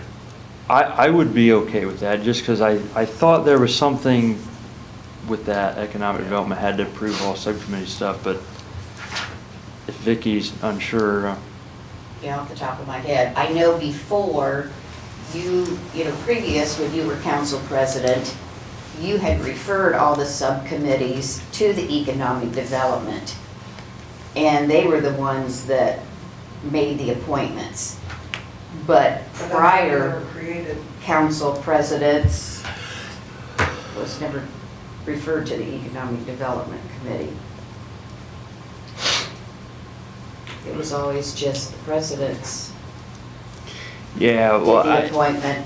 And then it was approved just by voice approval. Well, let's just get it into Public Lands and Building first, and then I can check. we'll get some more looking at history of how other things were formed, like the tree commission and. Kurt, it wouldn't hurt to just put it in both, just in case we Yeah. can knock it back So- out. Do you want me to make a motion to have it Referred placed to in- Public in Lands and Public Economic Lands Development? and Buildings and Economic Development, and that way we can talk about it further. Okay, Kevin, second, all in favor? All Aye. opposed? What was the next one here? There was a ton of them. Let's just go down the list here. Houses that need torn down to platting, Yes. need a motion? I'll make a motion to refer that to plating. Second. All in favor? All opposed? Relocating lactation room to Public Lands and Buildings. I'll make that motion. And I will second that. I'll third it. All in favor? Aye. All opposed? Sewer deposits to service. So moved. Second. All in favor? Aye. All opposed? Solar eclipse to health and safety and service and finance. So moved. Second. All in favor? Aye. All opposed? Material bids to service. So moved. Second. Do I even need to do the? You could have done them all collectively. Yeah. At this point, you might as well Would finish. you like to, We're one more away from finishing. Okay, sewer plant, solar field to service. so moved. Second. All those in favor? Aye. All opposed? I had a brain freeze there because I'm almost thinking that should go into finance as well. That's not, yeah. This was the last mayor one. Reductions. Finance wouldn't be until after we figured it out. Yeah, it's gonna be a while before we get to that point. So, is that everything? Yep. Yes. We got through. Does anybody have any questions for Solar the mayor? eclipse went to what all? It Service, went health to and safety. 3 different ones, health and safety, service, and finance. Okay, if we wanted to do anything like shut down any parts of the streets or anything, is that all covered That's there? health and safety. That's health and safety, so we should probably refer to health and safety too? It was. It was. Okay, that's what I was just asking. Yeah. I said that's covered too? Yeah, he's got it correctly. Yep, perfect. Does anybody have any questions for the mayor? Yeah. Mr. Me? Parking lot requirements, 1189.03, general requirements. Surfacing all off-street parking. Loading areas except for parking areas services single-family residents shall be properly graded, drained, marked, surfaced, so as to provide a hard, durable, dustless surface. Could you look into that, please? Yes, we'll go ahead and look into it. Yeah, because our city ordinance states that there shall be no stone parking lots within the confines of Bucyrus. So it either has to be concrete or blacktop, and I will refer. For new construction?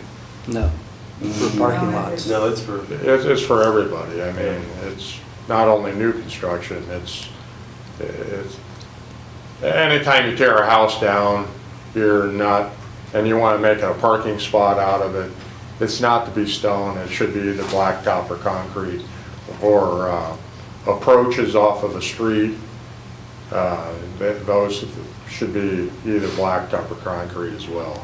So, but yeah, well, between Tommy and myself, I'll give Tommy a new job. He doesn't have that. Need one, don't you? Does anybody have any other questions for the mayor? Okay, moving on, Mr. Starner, the service director's report. Thank you, Mr. President.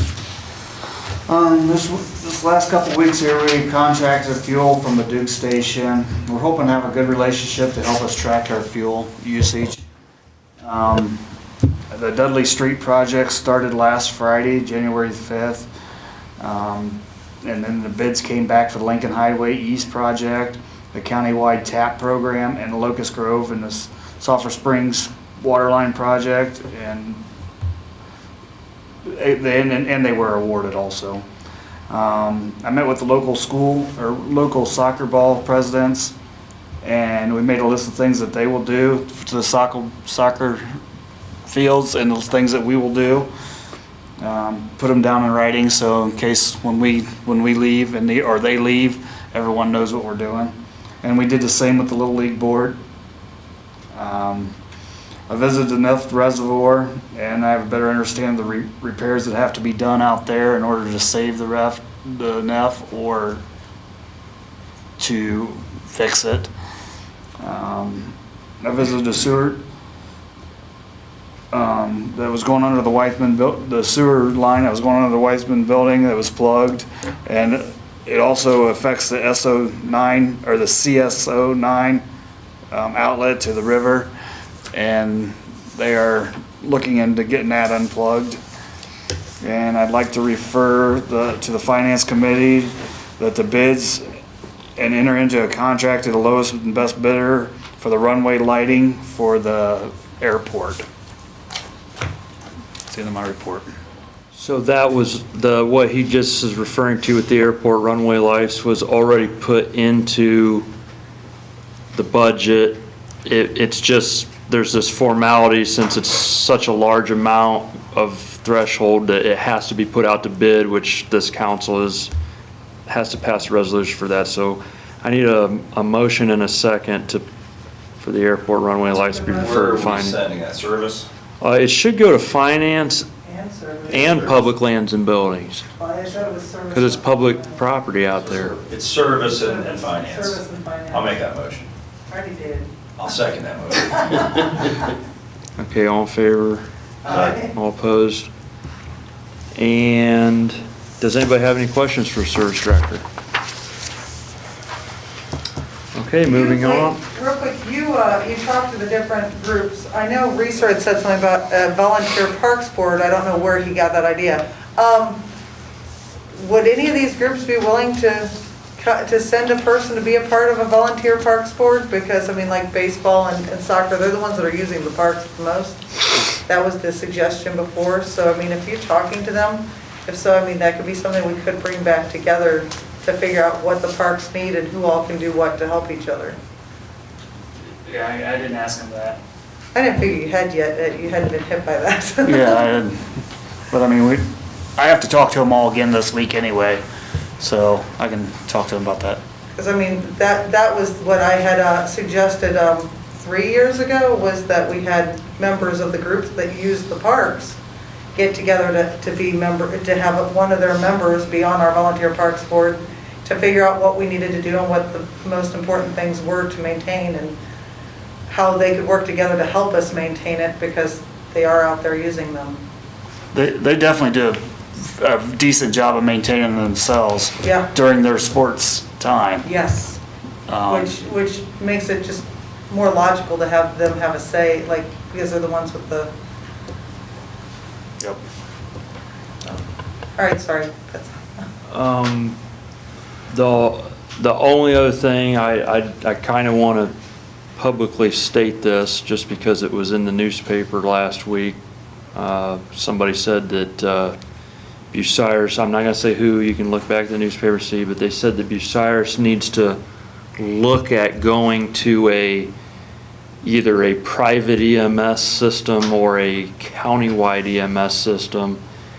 And I want to say, first of all, wasn't the countywide EMS system already looked into by the commissioners, We looked at that Kevin? extensively with the commissioners. And that was. You were a part of that, as was I, several years ago. That was, the cost of that was way more astronomical. Well, not only that, but Galleon wanted nothing to do with it, and that pretty much And the other thing, the private EMS thing, I just want to put this out there. The city is not looking to go backwards and go into a private EMS situation.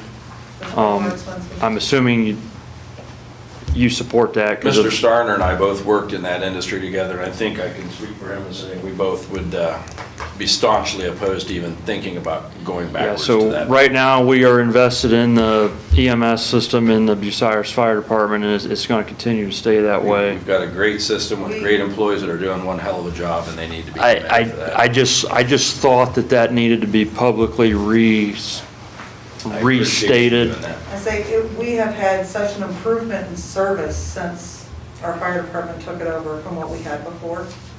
I haven't heard a single complaint about the quality of our EMS service once it was taken over by the fire department, as opposed to, I remember lots of complaints prior to that when the private was, so. I appreciate you calling note to that fact that we worked our tails off on trying to put a county system together.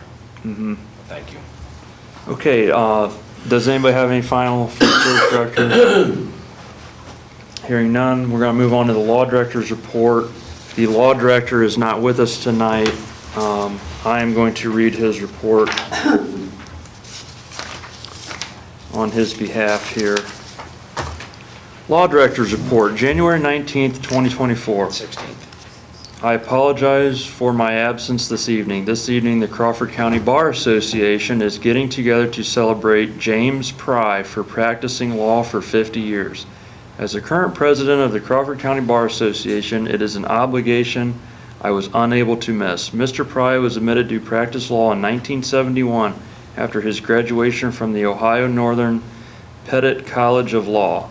Based upon COVID, the celebration of his prestigious accomplishment has been delayed until this evening. I'd like to personally congratulate Mr. Pry on his significant accomplishment and would be amiss not to point out the countless lives he has touched through his service as an attorney, as an employer, and through his devotion to the Crawford County Community Foundation. He has been instrumental part in the fabric of our community for over 5 decades. Number 1, attached here too, I have included the letter I have prepared and sent to Attorney Jeff Stoll pertaining to his request on Mr. Wagner's behalf for payment of accrued sick leave time, vacation time, and longevity. After a thorough consultation with outside counsel reviewing the manpower ordinance, the applicable state and federal law, and cases interpreting the same, I have instructed Auditor Lewis that payment of the longevity pay is without defense and should be paid before litigation, which would increase the liability of the city. As to accrued sick time, leave, and vacation time claims, I have indicated the same are not supported by existing law or the manpower ordinance and thus cannot in good conscience be approved. Number 2, I know that Mr. White and Mr. Long have requested time during tonight's meeting to discuss the amendment to the property maintenance code. As such, it may be prudent to table the 3rd reading until next meeting so I can be available to answer questions and explain the rationale behind the same. A few of my thoughts pertaining to same, however, are as follows. Subsection A. Having this piece of legislation span the course of 2 councils actually gives it a greater amount of oversight. More people have viewed and deliberated on the same instead of simply passing it as an emergency at the 11th hour. Further, there has been considerable amount of opportunity from the public during the legislative process. This proposed amendment was first discussed and referred to committee at the beginning of December. Since then, there have been multiple council meetings and committee meetings allowing for public input. Any citizen could have directly approached a member of the administration or legislature to discuss the same. The proposed legislation was also given the full 3 readings to maximize legislators and public's ability to meaningfully consider the same. Subsection B, I believe this legislation will maximize the property maintenance department's ability to effectuate compliance. In short, the current enforcement procedure require the code enforcement officer to issue a notice of violation, provide an opportunity allowing a reasonable amount of time for the perceived violations to be remedied. In the event the violator corrects the violations, the case is then closed. It is also standard practice for my office to grant extensions and work with violators to ensure compliance prior to moving forward with any other enforcement mechanisms. The overwhelming majority of cases are resolved without requiring court intervention.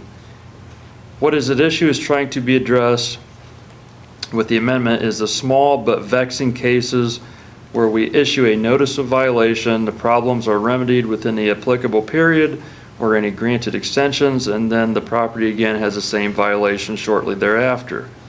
The main cases this applies to are grass, weeds, trash, and rubbish cases. A property has tall grass or an accumulation of trash, is cited, eventually brings property into compliance to correct the violation, only shortly thereafter to return to the previous state. We are spending a significant amount of time and precious resources repeatedly citing the same properties for the same grass, weed, trash, and rubbish offenses. As Gordon Grove works no more than 20 hours per week or 40 hours per pay period based upon the funds appropriated to the office, exhausting significant amounts of his time, quote, chasing, end quote, the same property owners for the same issue is, in my opinion, a mismanagement of city resources. By allowing these repeat offenders to be directly brought before the court, we can utilize the powers of the court, jail, and financial sanctions to place individuals on probation, and then with the term that they keep their grass mowed or their yards free from rubbish. So you could be on probation for your grass. This proposed amendment would allow us to bring enforcement sanctions into the process in a more timely fashion. Subsection C, the assertion that the amendment in some way violates the 14th Amendment or allows me to be, quote, judge, jury, and executioner, end quote, is inaccurate. As a society, we do not issue a warning to people violating the law and give them an opportunity to comply in most circumstances, whether it is traffic citation or domestic violence. First, each property owner has the ability to work with our office during the first violation to remedy problems and become compliant. Further, the appeal provisions of the International Property Maintenance Code would be available to first-time violators. Moreover, every violator's right to due process is protected by the court proceedings. I cannot find anyone in violation of a property maintenance code, nor can I issue any sanction to anyone found guilty of a violation. The judge is still Shane Luthold. The jury is still made up of citizens of this county, and we do not execute property maintenance violations. We are simply attempting to streamline the process so as to allow repeat violators to be dealt with more expeditiously and hopefully create a more long-term solution. Subsection B. The main language of the amendment indicates that a property owner who has previously been cited for an issue who finds themselves again in violation of the property maintenance code for the same violation at the same property would not be required to be provided a notice and an opportunity to cure, and instead would be subject to prosecution through the municipal court and the sanctions allowable therein. Subsection E. The proposed change does not circumvent any process. First violations would still be treated in the same manner with notice given, opportunity to cure, and opportunity to appeal, and only at this point would court intervention be applicable. On second violations, rather than going through the same process, which clearly has not led to long-term solution, we would initiate court proceedings. It is important to note once a property maintenance case gets to court, which is often at least a month after the violation and an opportunity to cure has passed, the court sets a pretrial conference, advises the defendants to make contact with the property maintenance department, obtain a list of perceived violations, and come back to court with the problems remedied or information regarding why such are not violations or are not capable of being remedied.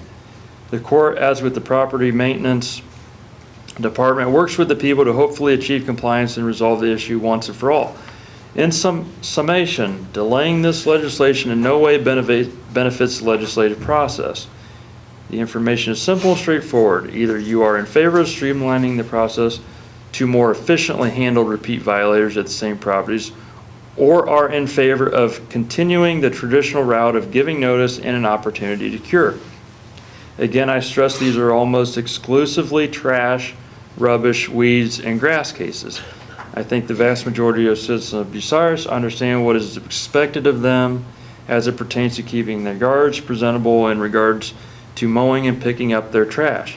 The property maintenance department's scarce resources would be better utilized in more complex cases of structural issues, dilapidated fences, swimming pools, deteriorating sidewalks and driveways, broken down vehicles and the like, instead of constantly reminding citizens to mow their yard and pick up their trash.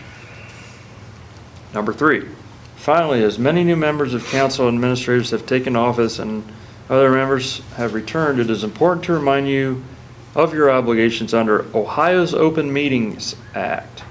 Additionally, Ohio public officials are required to complete training to the Open Meetings Act/Public Records Act at least once per term. Training opportunities may be found at this website address on the ohioattorneygeneral.gov. Further, the Ohio Attorney General issues a yearly Sunshine Law Manual, which is a compilation of all the pertinent requirements under the Public Records Act and Open Meetings Act, and is available for free on their website.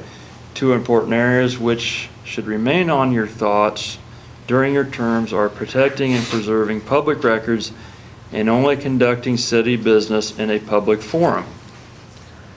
Subsection A, almost all records created in your office official capacity are subject to disclosure through a public records request.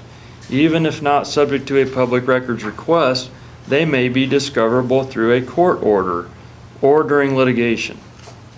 A record includes any document, device, or item, regardless of physical form or characteristic, including an electronic record, created or received by or coming under the jurisdiction of any public office. This includes emails, tweets, text messages, voicemails, letters, carrier pigeon messages, and all other forms of communication.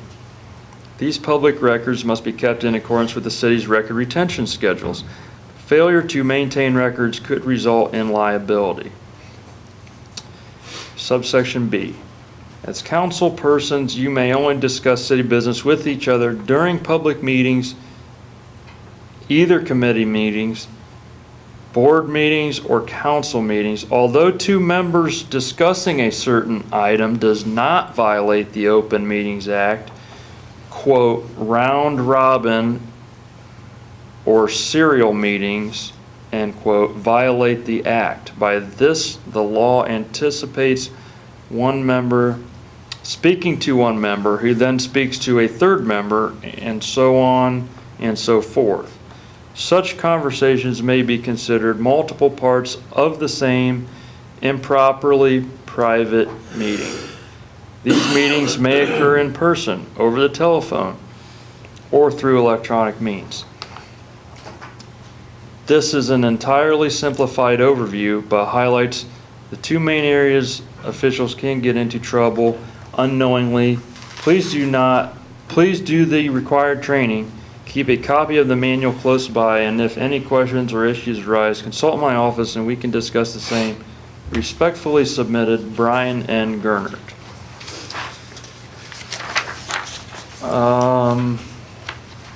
This letter is not addressed to the council, so I'm not going to read it. Should we accept and file that?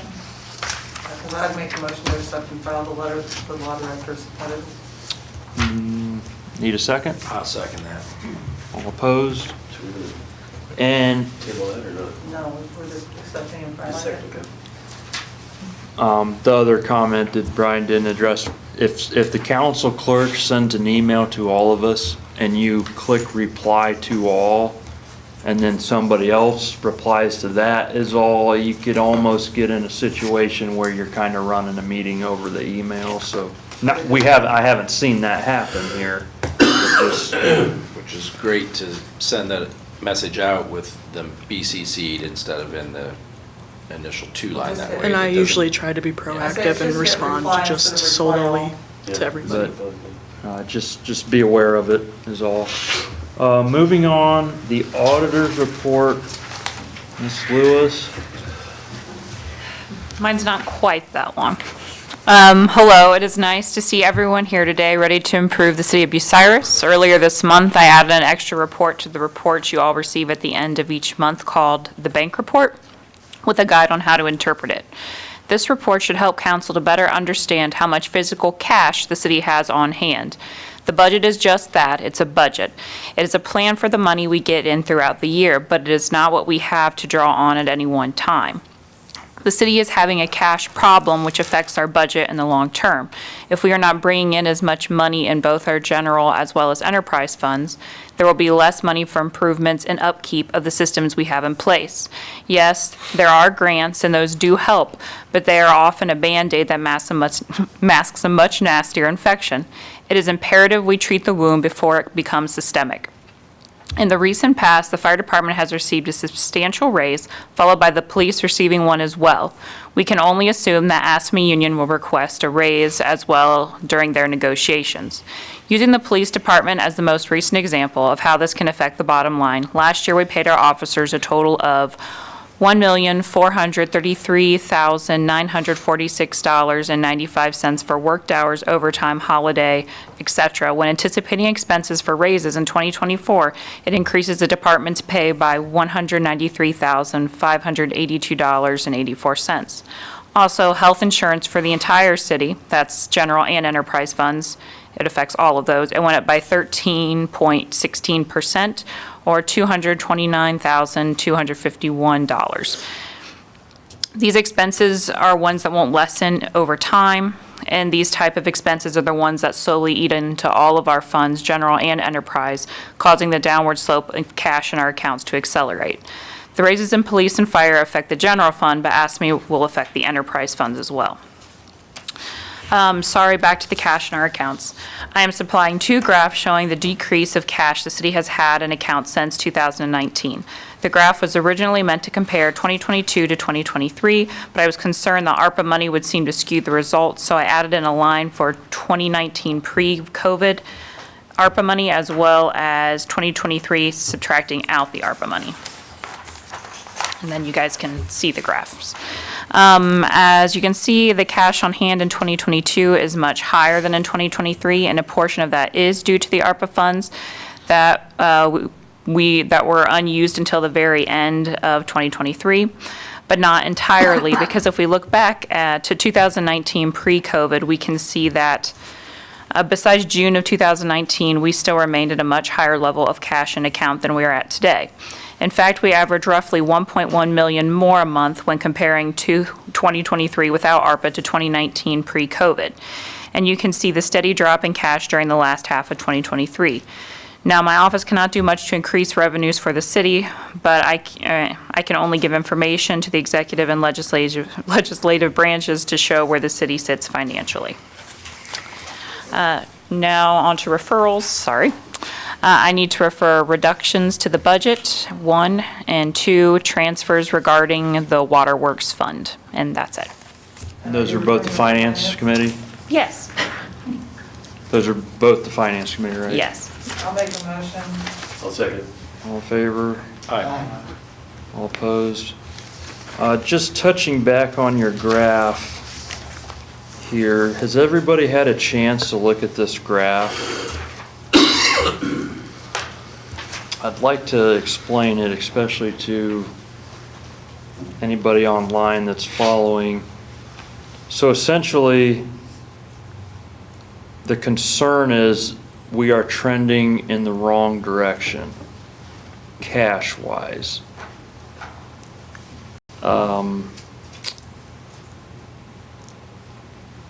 2019, December, we had the most cash on hand, 2.6 million. I know it's 2 million higher, but if you average out over the year, it sounds like this 1.2-ish million was where we were averaging year-wise. We are currently today sitting end of December at the 500,000 mark. It's the lowest it's ever been. So there's a concern here if the trend, and what really is not good is the sharp decrease from October of last year to December of this year. It appears that this thing is aggressively accelerating downward to the point where we could end up in the red. My guess is within 12 months. Now also think on top of that, police raises is another 200,000 that this budget for 24 will have to pay out that it didn't have to pay out in 23. So these downward trends are accelerating, and they're going to accelerate more rapidly this year. And the increase in insurance, that 220. Insurance costs. Now, some people say, well, how have you guys even been in the black? How have you guys been in the black these last 4 years? We have used COVID grant money at the end of almost each year to basically inject into the city's budget to keep us in the black. That money, as of the end of last year, is essentially gone. We have about 3,000 left, but There's yes. 3,000, we got 1.6 million-ish over 4 years. It got us by. You know, a budget was made every year, a budget was made last year, and we went over the budget last year to the point where how much had to be put in? It was like 300 or 400-ish thousand. I think it was $424,898.75. That's how much money of the grant money was put into the budget end of last year to basically make that balance all out at the end of the year. So we don't have the luxury of having grant money anymore that can bail us out. We're on our own moving forward into 2024 here, and I just want to make sure that the council is aware and that the public is aware that, we did pass a 1/4% income tax mid-year last year, but with the accelerating of this downward trend, it's not looking like it's gonna fully bail us out. Yes, Aaron? When we went for that, we were going for 0.5%. And we were informed at last minute that it would only be a 1/4%. Several of us also requested a 1/4% property tax be added, just specifically for emergency vehicles and things like that. That was shot down. Not by the choice of the council, by the choice of previous administrations. But at the same time, we also had people all riled up, we got this money now, but nobody took into effect that just because that levy went through, we're not even seeing what we're getting from the levy yet. We're seeing little bits of it. The full spectrum isn't in because it hasn't added in. So we are on a downward spiral. We should have been requesting more money to help out because people did not understand. Unfortunately, we were all led astray on that one.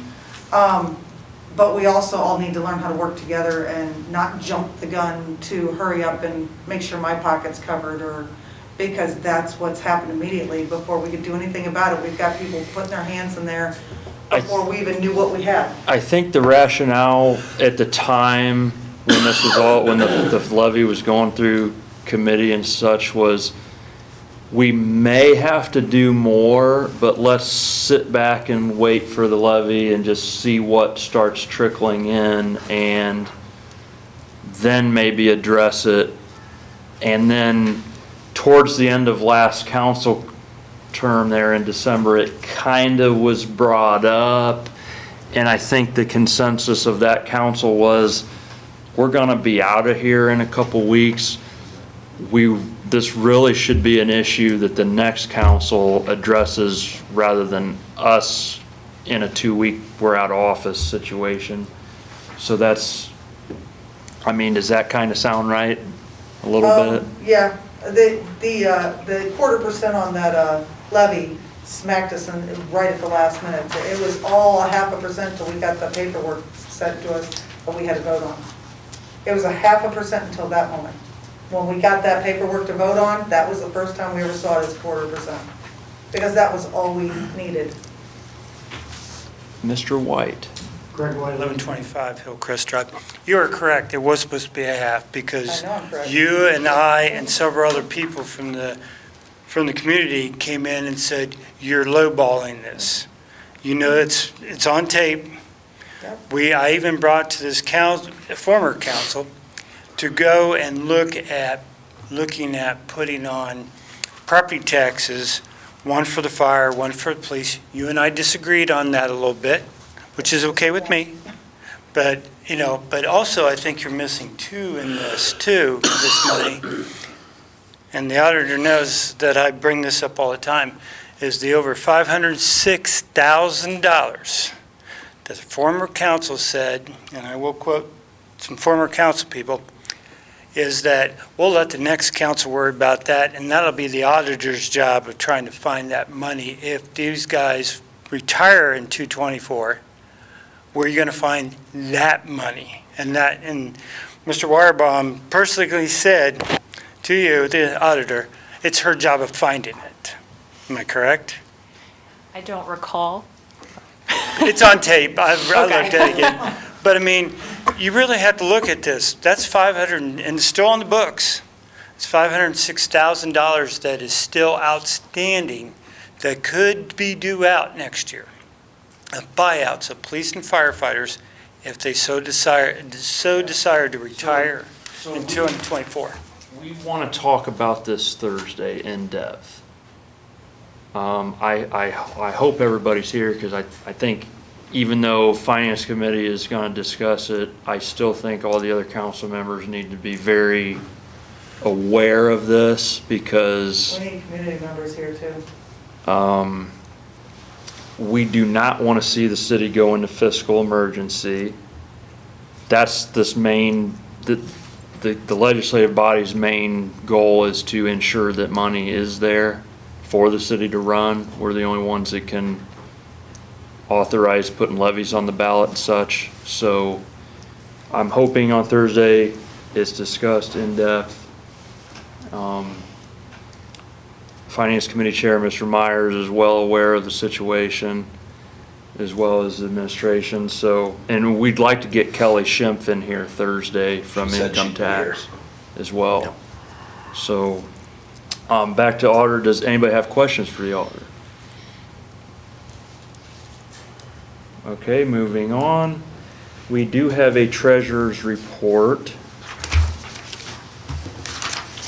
I'll make a motion to accept and file the treasurer's report. I'll second that.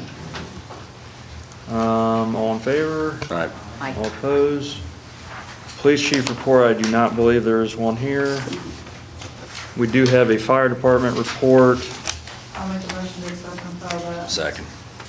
All in favor? Aye. All opposed? Motion to accept city officers' reports collectively. So moved. Second. Move. All in favor? Aye. All opposed?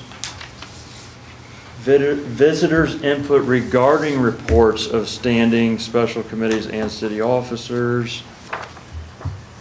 Hey, Kurt, there was just a lot of voices just now for that first and second. You might want to do it. To accept city reports You might want to collectively. do what Jenny did and say, I got a first from and a second from. Who just thinks to they were Make first? it easier. I said it. Ms. Sherrick And then. and then Mr. Moritz and I Moritz and Myers were at the simultaneously same time. seconded. Let's get Mr. Moritz for second. Sorry. He was I a just- little louder anyway. Making it a little easier for Miranda, that is a little helpful. It also helps the people listening because they can't always judge our voices. Okay, visitors' input regarding the reports.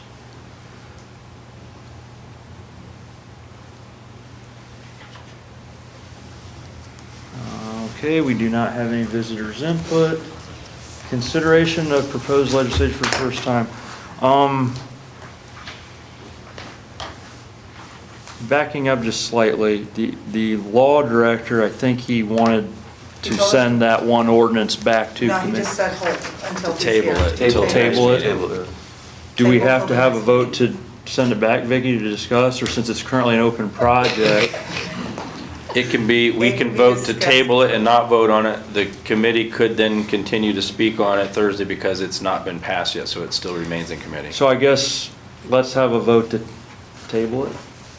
I'll make a motion to table it. I second. I heard Carolyn second. All in favor of tabling the, which one is it here? Is it the That- 2-2024? It's 53-2023. Oh, wait a minute, Yeah. it's not even on here. Yeah, it's Oh, on yeah, the 53-2023. All in favor of tabling that, say aye. Aye. All opposed?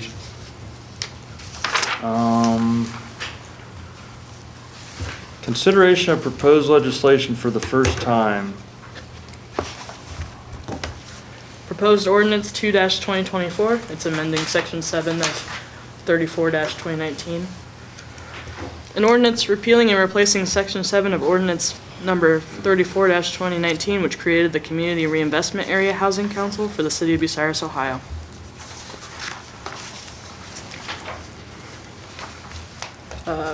Proposed ordinance 3-2024, ratifying and affirming ordinance 60-2023.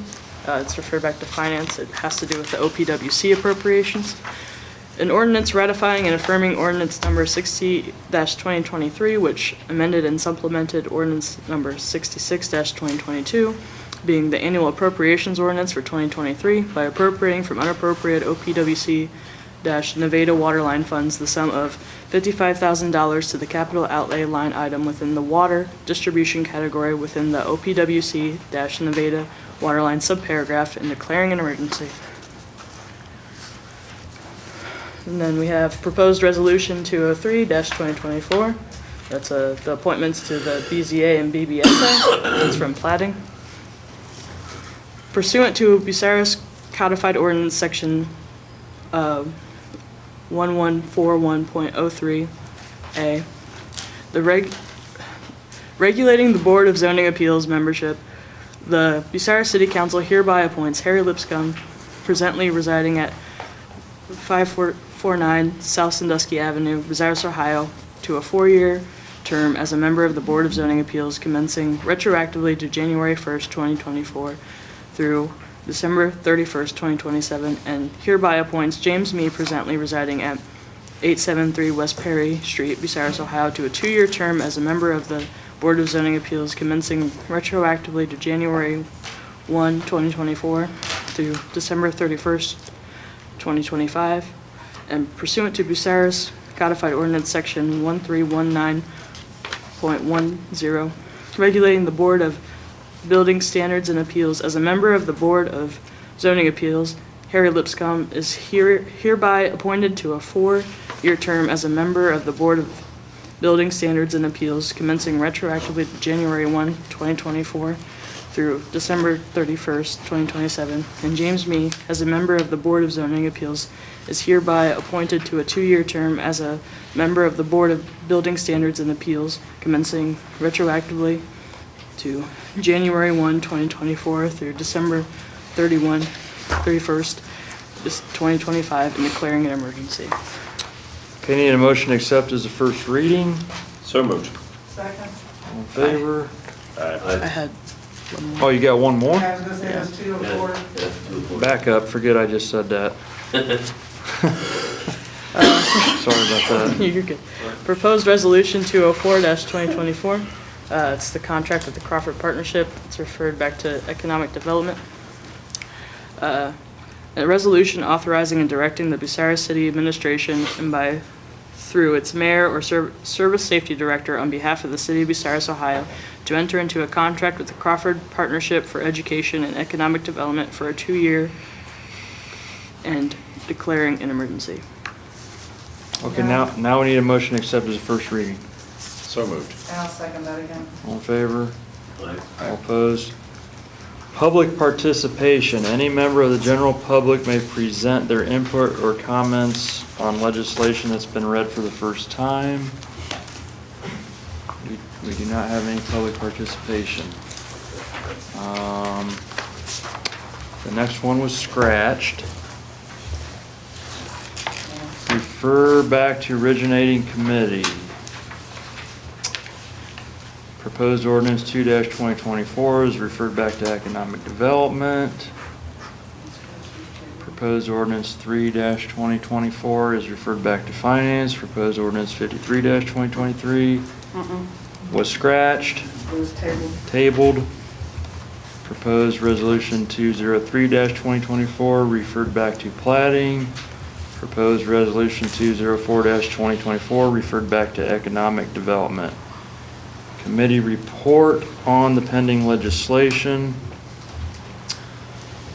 Economic development is favorable to a proposed ordinance 2-2024 to amend section 7 of ordinance 34-2019, and a proposed resolution 204-2024 contract with the Crawford Partnership.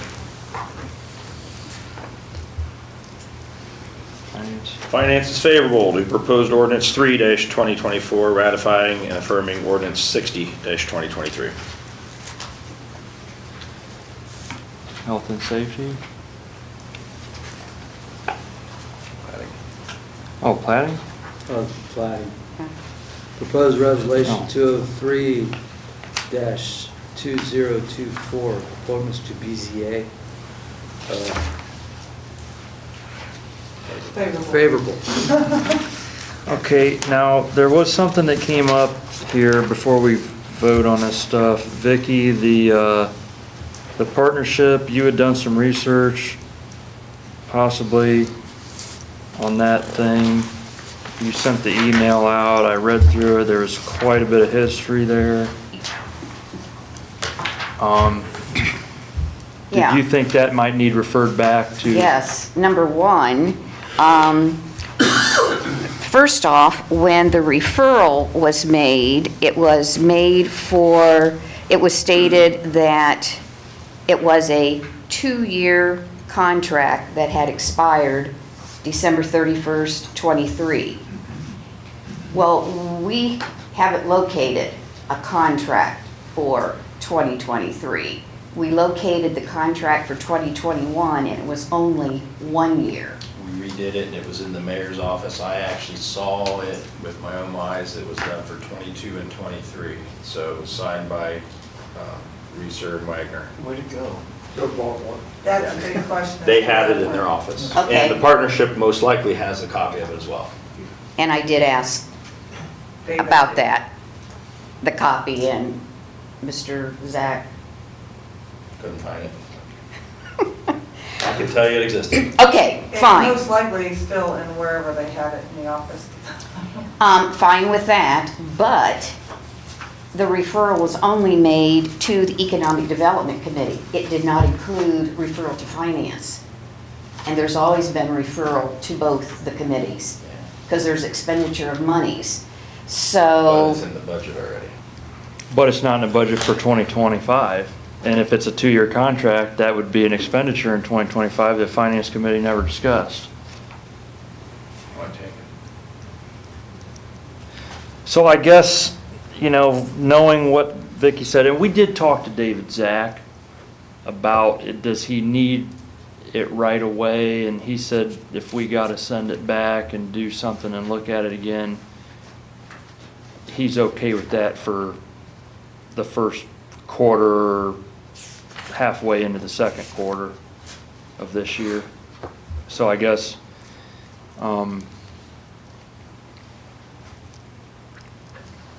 we'd like to send it back to, or pull it Should we with a make a vote. motion to send it back to? And additionally send it to And Finance Committee. Finance, yes.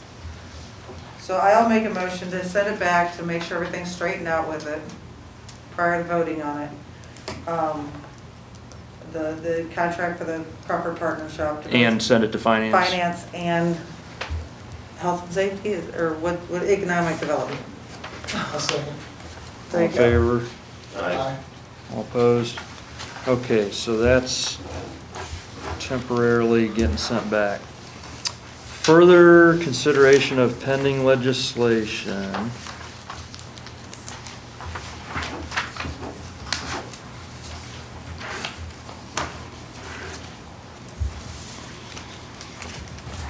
For the second and third reading of proposed ordinance number 3-2024, do I hear a motion to suspend the rules, waive the readings of the caption and text, and declare it an emergency?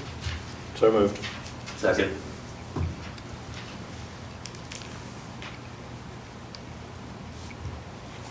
That's a first by Mr. Myers and a second by Mr. Yeah, first by Mr. Myers, second by Mr. Moritz. Myers? Yes. Moritz? Yes. Sherrick? Yes. Hickman? Yes. Me? Yes. DeShawn? yes. Shireman? Yes. Do I hear a motion to adopt proposed ordinance number 3-2024? So moved. Second. Kevin and Zion. Myers? Yes. DeShawn? Yes. Shireman? Yes. Yes. Moritz? Fancy. Not too fast. Yes. She went in the wrong order. Yeah. Okay. Let me restart. It should be Hickman second. Myers? Yes. Hickman? Yes. Me? Yes. DeShawn? Yes. Shireman? Yes. Moritz? Yes. Sherrick? Yes. Ordinance number 3-2024 is duly adopted. For the second and third reading of proposed resolution 203. What happened to ordinance 2-20? It's not an emergency. It was a first reading. It was a first Yeah. reading. So did we vote on that? No, it was only first reading. Okay, so you don't do any voting on, okay. Just accepted it as a first So reading. the last time we read it, yeah. Okay, gotcha. Excuse me. Okay. For the second and third reading of proposed resolution 203-2024, do I hear a motion to suspend the rules, waive the readings of the caption and text, and declare it an emergency? So moved. Second. Kevin is first and Sherrick is second. Myers? Yes. Sherrick? Yes. Hickman? Yes. Me? Staying. DeShawn? Yes. Shireman? Yes. And Moritz? Yes. Do I hear a motion to adopt proposed resolution 203-2024? So moved. Kevin is first and I'll take the Aaron second. Myers? Yes. Sherrick? Yes. Hickman? Yes. Me? Abstain. DeShawn? Yes. Shireman? Yes. And Moritz? Yes. Resolution number 203-2024 is duly adopted. Contract with the partnership was tabled, and then this property maintenance code was tabled. So that's it. Old and unfinished business. Anybody have any? None? New and miscellaneous business, we have changes to the council and committee meeting dates. We just need to move July 5th to July 3rd or cancel it because City Hall will be closed that Friday and Bonnie will be unable to record our meeting. So July 5th, I'm gonna pull a calendar up here, just. July 5th is a Friday. Friday, right? According to the holidays, they have City Hall closed for the 4th and the 5th. So our meeting on the 4th, our committee meetings on the 4th need to be moved. On the 5th, they need to be moved to the 3rd. Oh, we already had. We already had moved I into got it. 5, not knowing that City Hall was I gonna be got closed you. that day. And the So, 3rd most likely is going to be a fireworks night. My guess was we'd either have to take it. How about, that's this suggestion, Mr. President, how about we schedule them after the council meeting on the 2nd for any committee that has something that is that absolute necessary that can't wait until the following meeting? the only issue with that is if something is referred out of that council meeting and it needs to be addressed That's what that we week. just said. That's what I'm saying. Have it Right after the directly council after the meeting, meeting. schedule them If all. there's anything that has to, that it would. that Meet that for meeting would anything be- and address things that just have to be taken care of. Yeah, I'm fine with it. So the, moving it to that same night as the council meeting, July 2nd, after the council meeting. Well, my only problem with that is, I mean, I have a problem right now having a council meeting on a Tuesday and referrals are made, and 2 days later, we're having committee meetings and we're making decisions. I'm a researcher. I mean, I don't like this of just rubber stamping. I mean, I want to have time to check. But I mean, I can live with the 2 days, but Well, how about this, Vicki? There's nothing the next week. The next week after that, the week of July 7th, there's no meeting scheduled, and then maybe push that committee meeting, instead of making it sooner, push it out into that next week.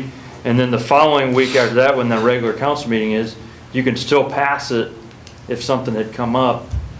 well, and I mean, I'm not saying change it because of how I feel, Well, it doesn't. but this is how I feel. To me, you know, something on that July 4th committee, normal date that the July 4th committee would be, wouldn't necessarily pass until July 16th anyway. So any time that you have it after the 4th, as long as it's before the 16th, it doesn't really matter. Make it the 11th if necessary. Would it be easier to just set that entire week back? That way, because, I don't know, Vicky's got grandkids out of state. If they've got fireworks where they live and they wanted their grandmother there on July 2nd, that's easier for her to just, why don't we just do it the 8th and the 11th and then? It's a I'm saying, it's a because everybody's 5, got families. it's a 5-week I have month. kids. We could go to the I 2nd and don't. 4th.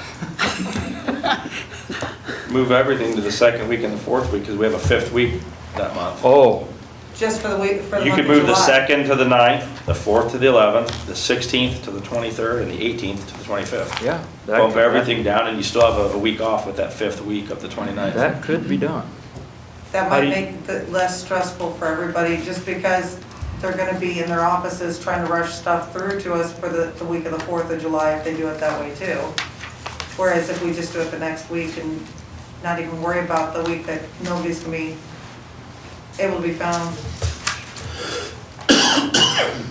Half of everybody's on vacation that week. How do you feel about that, James? You're fine, Zion? The Browns playing this week.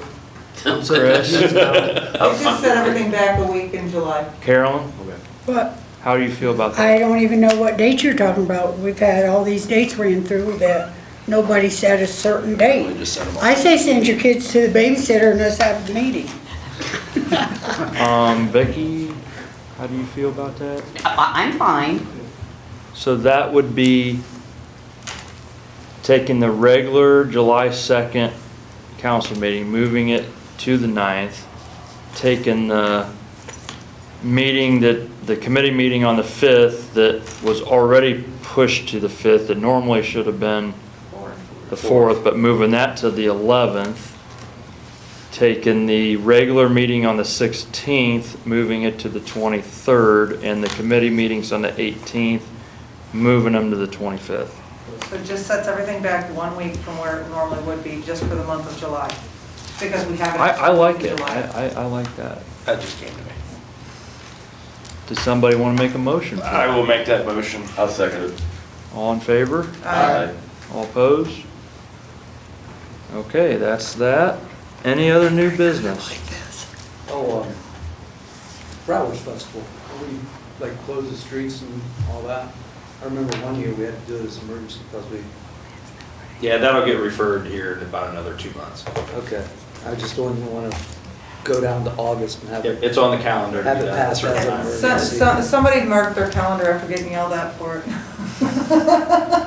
We're good. Okay. No other new COP business? too. Car show. They submit theirs in a timely fashion as well. Anybody have any other new business? Just for everybody's information out there, all three schools, Bucyrus, Crawford, and Winford, are already all on a 2-hour delay for tomorrow because of the extreme weather temperatures in the morning. It'll be colder tomorrow, so they're gonna close. Does anybody have any other new business? Hearing none, do we typically vote to excuse the law director? No, only the he's elected not a council. Only the elected council, okay, we don't need to vote anybody absent. You are? Referrals, Any salary or you? You want me to? yeah, I'm gonna let you do it.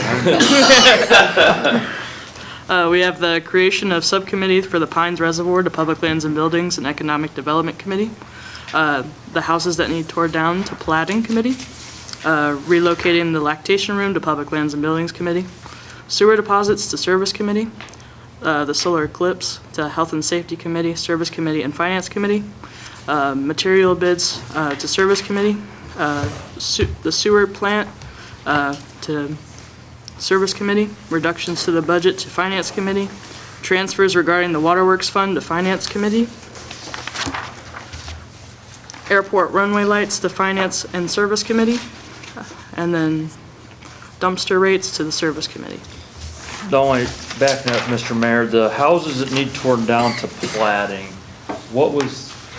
Well, what I'm asking for is give me some suggestions. You guys know of any other houses or any houses out there that need to be put on a list? Yeah. One thing is that what I have to explain to you is if there's a burnout house, that's something that the land bank, the way it was explained to me, that's a hazardous waste situation because they lump it as a asbestos building. Even though it might not have much, it still is lumped together. And so they ask not to have any burnout houses. The only thing I'm running through my mind is, does houses that need torn down also need to be in health and safety? No, if you wouldn't mind. What the land bank does is, this is just to give us a list to take to the land bank. Right. Okay. And not only residential houses, but it could also be commercial structures, because depending on the type of the grant that the land bank is working with, like the ice plant and East School and Gang were also done. So any structure at all. How long do we have to give this to you? The next land bank meeting is on the 24th. We meet monthly, so at any time if you have something. I just wanted to make sure that the city council was available, you know, to made that they're aware of it and they can have some input to help us out. I know too, but I gotta get you the address. Okay, so that's all the referrals lists. I need a motion to adjourn. I will move to adjourn. Second. All in favor? Aye. All opposed? We are adjourned at 9:19 PM.